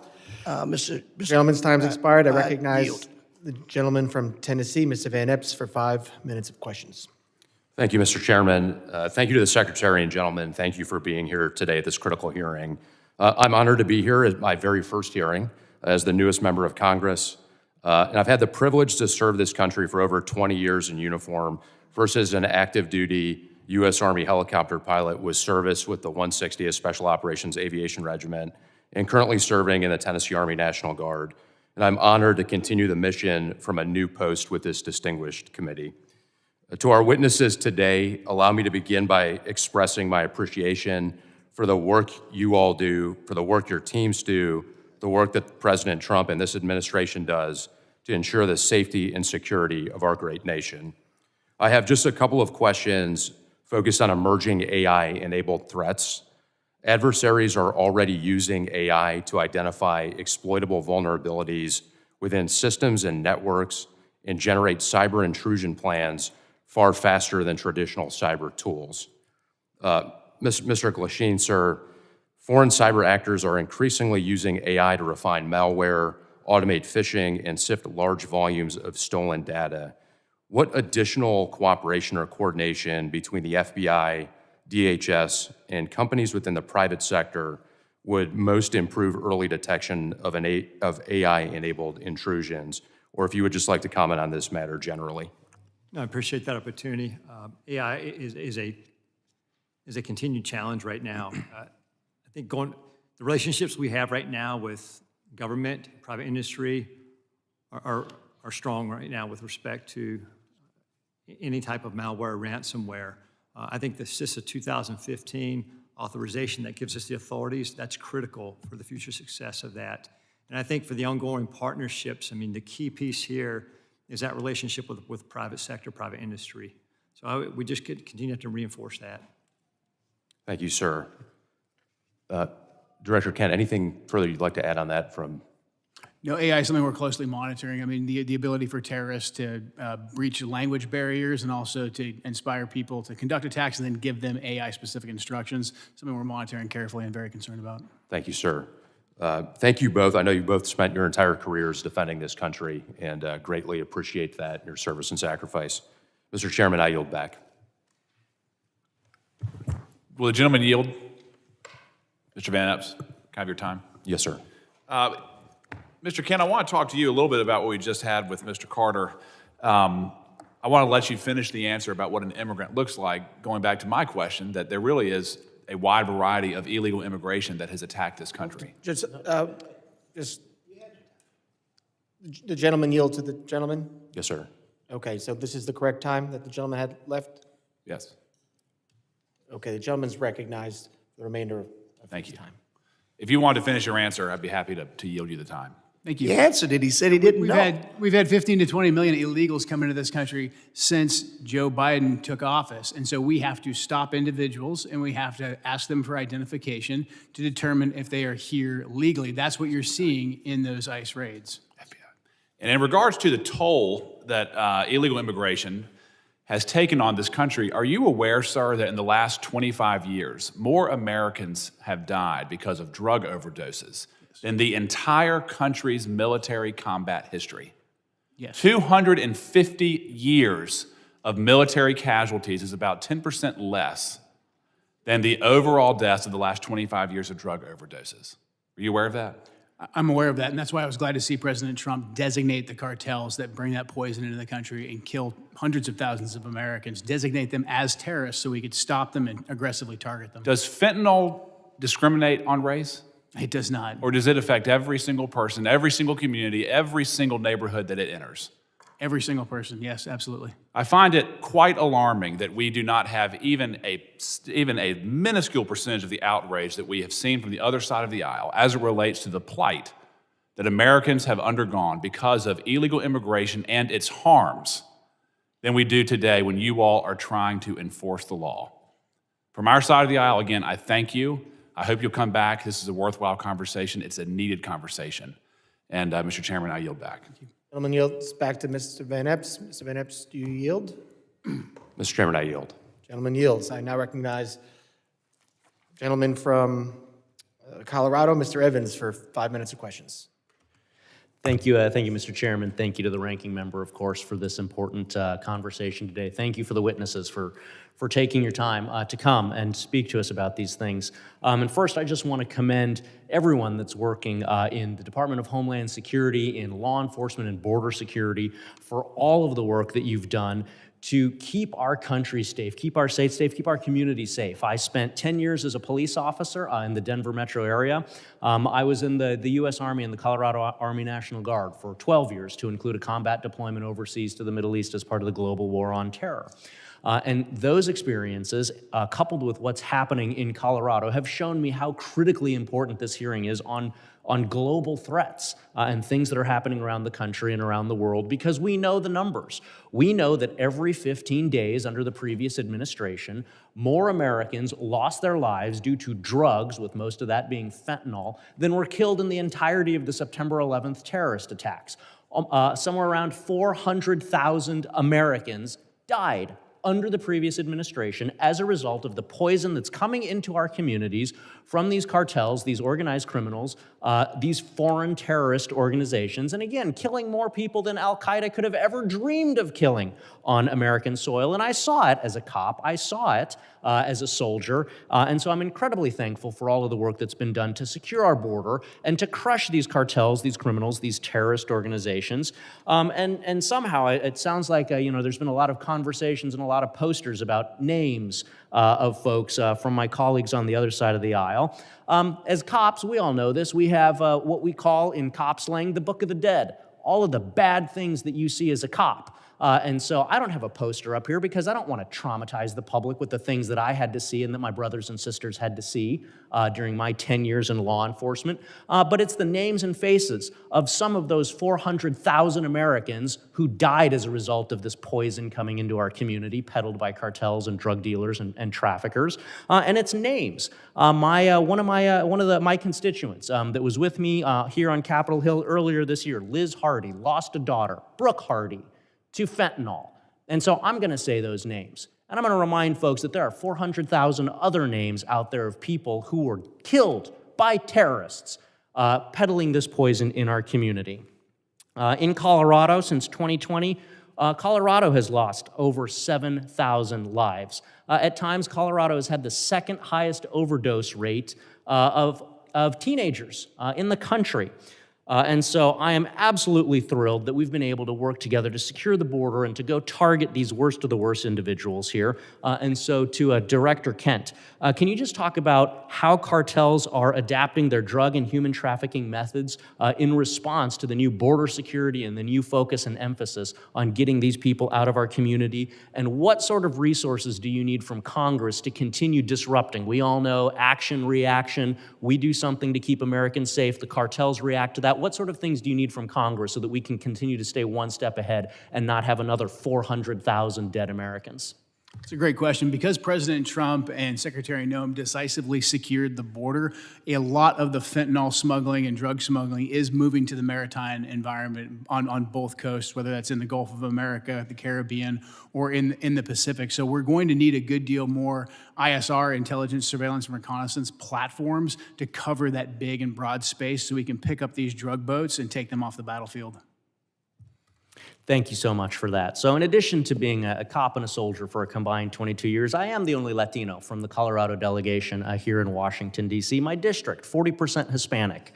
And so I am a little bit disappointed that the secretary left early because I wanted to make it clear that my Hispanic community also supports getting these drug dealers, these criminals out of our community because the Hispanic community suffers as well. But I also wanted to talk about, as we used to say in the military and law enforcement, you got to play the hand you're dealt, not the hand you wish you had. And the hand we're dealt right now is somewhere between 35 and 42% of the agriculture workforce in the United States are folks who are not here legally. And so as we're having this conversation around border security and deportations, I just wanted to have a little bit further exploration around how do we make sure that we protect our national security, because we know that national security starts with food security. If we can't eat, we can't do any of the other things that we're talking about here today. And so continuing that conversation around how we strike that appropriate balance to make sure that we are supporting our farmers and so many other industries with some of those numbers that I've mentioned. So I can see that my time has expired. Yield back to the chairman. Gentleman yields back, and I appreciate the members for being here. I now want to entertain any of those unanimous consents. Ms. Ramirez, the gentlelady is recognized. Thank you. I ask unanimous consent to include into the record an article by ProPublica from October 16, 2025, entitled, "We found that more than 170 U.S. citizens have been held by immigration agents. They've been kicked, dragged, and detained for days." I'd also like to add an article by NBC News from December 7, 2025, entitled, "ICE has arrested nearly 75,000 people with no criminal records, data shows," and the letter that I sent on October 3rd requesting a meeting with Secretary Noem. Without objection. Can I do one more? I'd also ask for unanimous consent to enter into the record an article from USA Today, December 2nd, titled, "Trump Pardons Cocaine Kingpin Who Ruled Honduras." Without objection. Thank you. And last one, I'd like unanimous consent to be entered into the record a letter dated today, December 11th, after the conversation with the Secretary, with dates of availability in order to be able to meet with Secretary Noem. Without objection. Thank you. Gentleman yields. Any other? Mr. Chairman, I ask unanimous consent to enter record. Gentleman's recognized. You know, we've heard over and over again that Border Patrol would only target those people that were, in fact, dangerous criminals. We've seen since the time in New Orleans that less than 1/3 of those have been detained have been criminals. I'd like to submit in the record this article by the AP, which demonstrates the statistics that clearly show that these agents aren't, in fact, going after hardened criminals, but people who look a certain way. Mr. Chairman, I have one other item that I'd like to also show over and over again. DHS will be targeting dangerous criminals. And here's a second article that demonstrates, in fact, that the people that they're picking up, many of which are, in fact, U.S. citizens because they look a certain way. The central theme that I'm offering in these unanimous consent articles is you cannot singularly identify a place or person of origin by the way they look. Our Constitution protects us from that. This is a gross miscarriage of justice. Without objection. Gentleman yields. Closing. Gentleman is recognized. Thank you, Mr. Chairman. Mr. Chairman,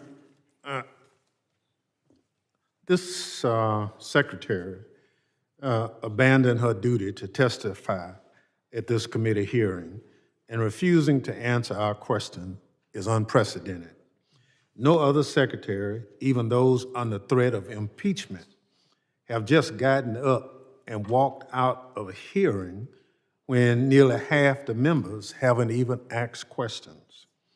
On one level, you can't be surprised because she's failed to answer our letters and other requests for information. Secretary Noem did not even want to appear at all today. To add insult to injury, I'm told that when she left, she did not leave the building. She went to the anteroom. Furthermore, to ostensibly go to a FEMA council meeting for 1 o'clock. I understand on good information that the FEMA council meeting was canceled. So there was no need for her to go. She was a liar with no respect for congressional oversight.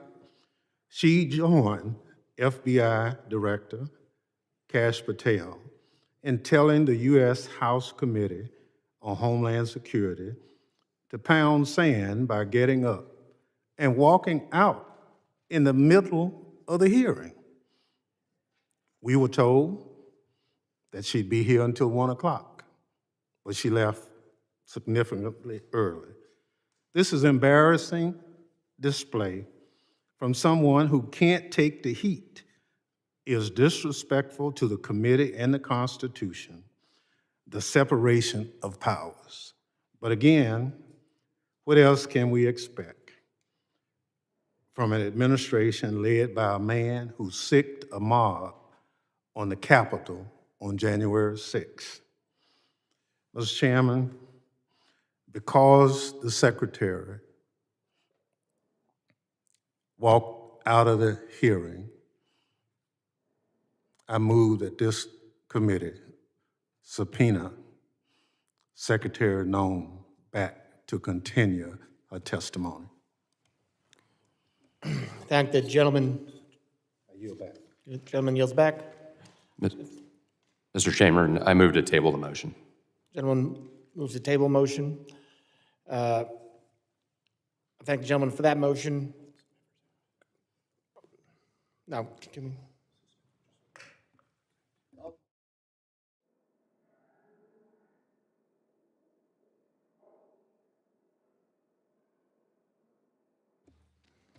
The hearing has ended. We will entertain the motion. I would like to excuse the witnesses and thank them so they don't have to wait around for the vote. First, also thank the Capitol Police for being here today and doing a great job, and thank the witnesses for being here today. The hearing is on worldwide threats. I'm sorry we didn't get to focus a lot on that today. As someone who's from New York, and 25th anniversary 9/11 is coming up, I thank you all for the work you're doing to keep us safe and make sure another 9/11 does not happen. The members of the committee may have some additional, okay, we'll do it at the end, all right. The witnesses are excused.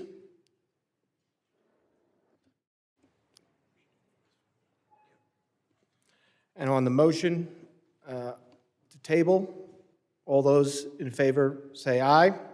Aye. Aye. All those opposed? Nay. Nay. The ayes have it.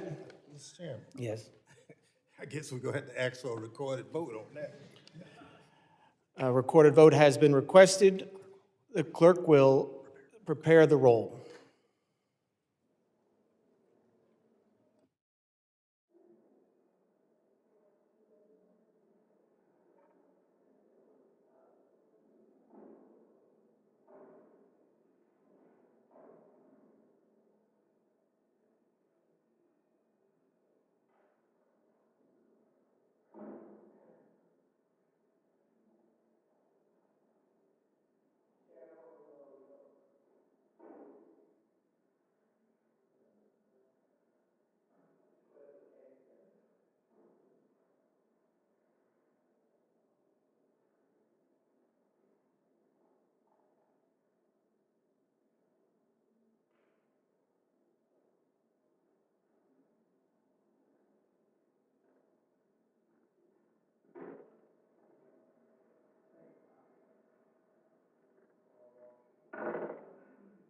Mr. Chairman, can I just have a point of personal privilege to ask you a question?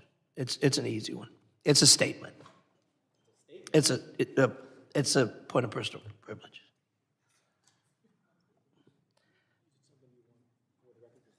Yeah, I do. I'll be very brief. And this is bipartisan. I promise you. I think Gentleman's recognized. the fact that the secretary left prematurely is not only a disrespect to you as chair, but to the entire body. I think the fact that this secretary, at your request, and the hurdles you had to go through to get her here, to leave prematurely for a meeting that was canceled, that really did not hold the weight that she suggested because it never happened.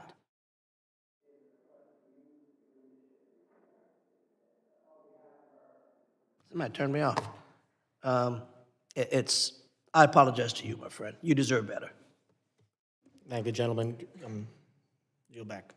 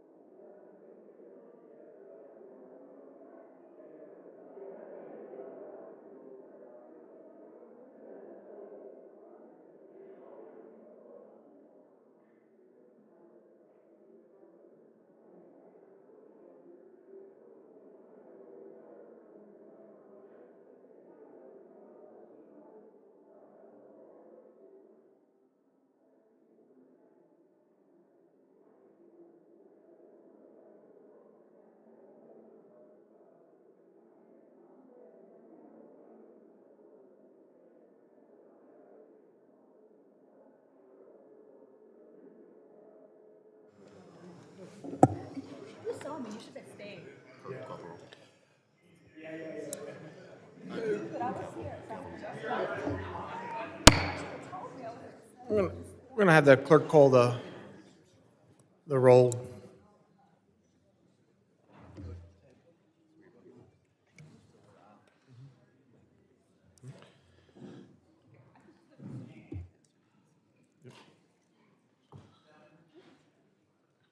Mr. McCall. Mr. Guest. Mr. Guest votes aye. Mr. Menez. Mr. Pfluger. Mr. Pfluger votes aye. Ms. Green. Mr. Gonzalez. Mr. Gonzalez votes aye. Mr. Luttrell. Mr. Luttrell votes aye. Mr. Strong. Mr. Strong votes aye. Mr. Burkeen. Mr. Burkeen votes aye. Mr. Crane. Mr. Crane votes aye. Mr. Ogles. Mr. Ogles votes aye. Mrs. Biggs. Mrs. Biggs votes aye. Mr. Evans. Mr. McKenzie. Mr. Knott. Mr. Fong. Mr. Van Epps. Mr. Van Epps votes aye. Ranking Member Thompson. Ranking Member Thompson votes no. Mr. Swalwell. Mr. Correa.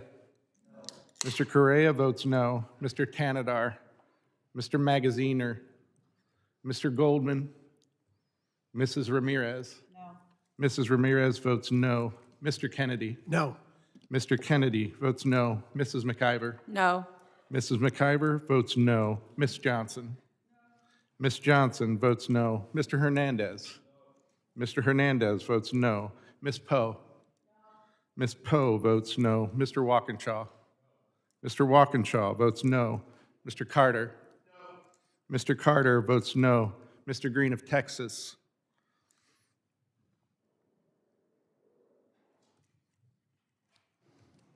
How's the chairman recorded? Chairman has not yet been recorded. Oh, excuse me, I'm sorry. Are other members not recorded that would like to be? Mr. Tanadar is not recorded. No. Mr. Tanadar votes no.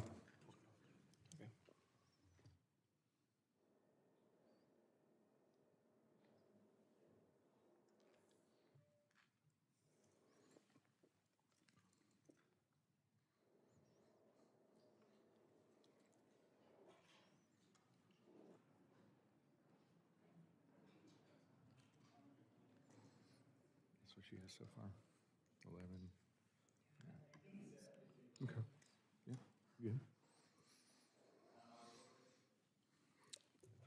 Mr. Magaziner has not been recorded. Mr. Magaziner votes no.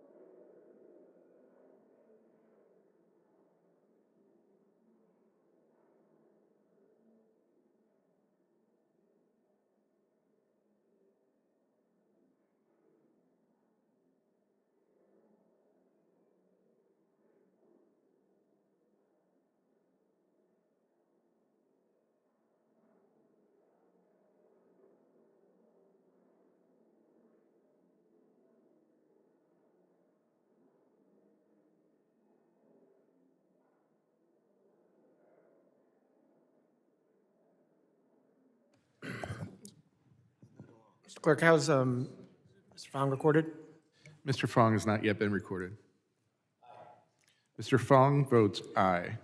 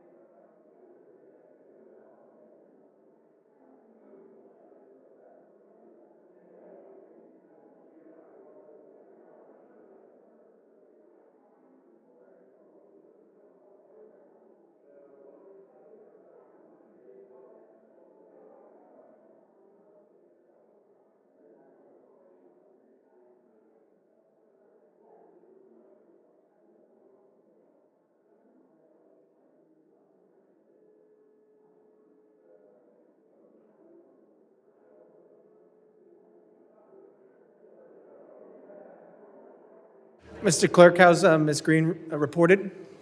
Ms. Green of Georgia has not yet been recorded. Yes. Ms. Green votes aye. Chair, Mr. Clerk, how am I recorded? The chairman has not yet been recorded. I vote aye. Report the tally. Chairman Garbarino votes aye. Mr. Chairman, on that vote, there were 13 ayes and 12 noes. Motion table is agreed to. The members of the committee may have some additional questions for the witnesses, and we would ask the witnesses will respond to these in writing pursuant to Committee Rule 7E. The hearing record will be held open for 10 days. Without objection, this committee stands adjourned.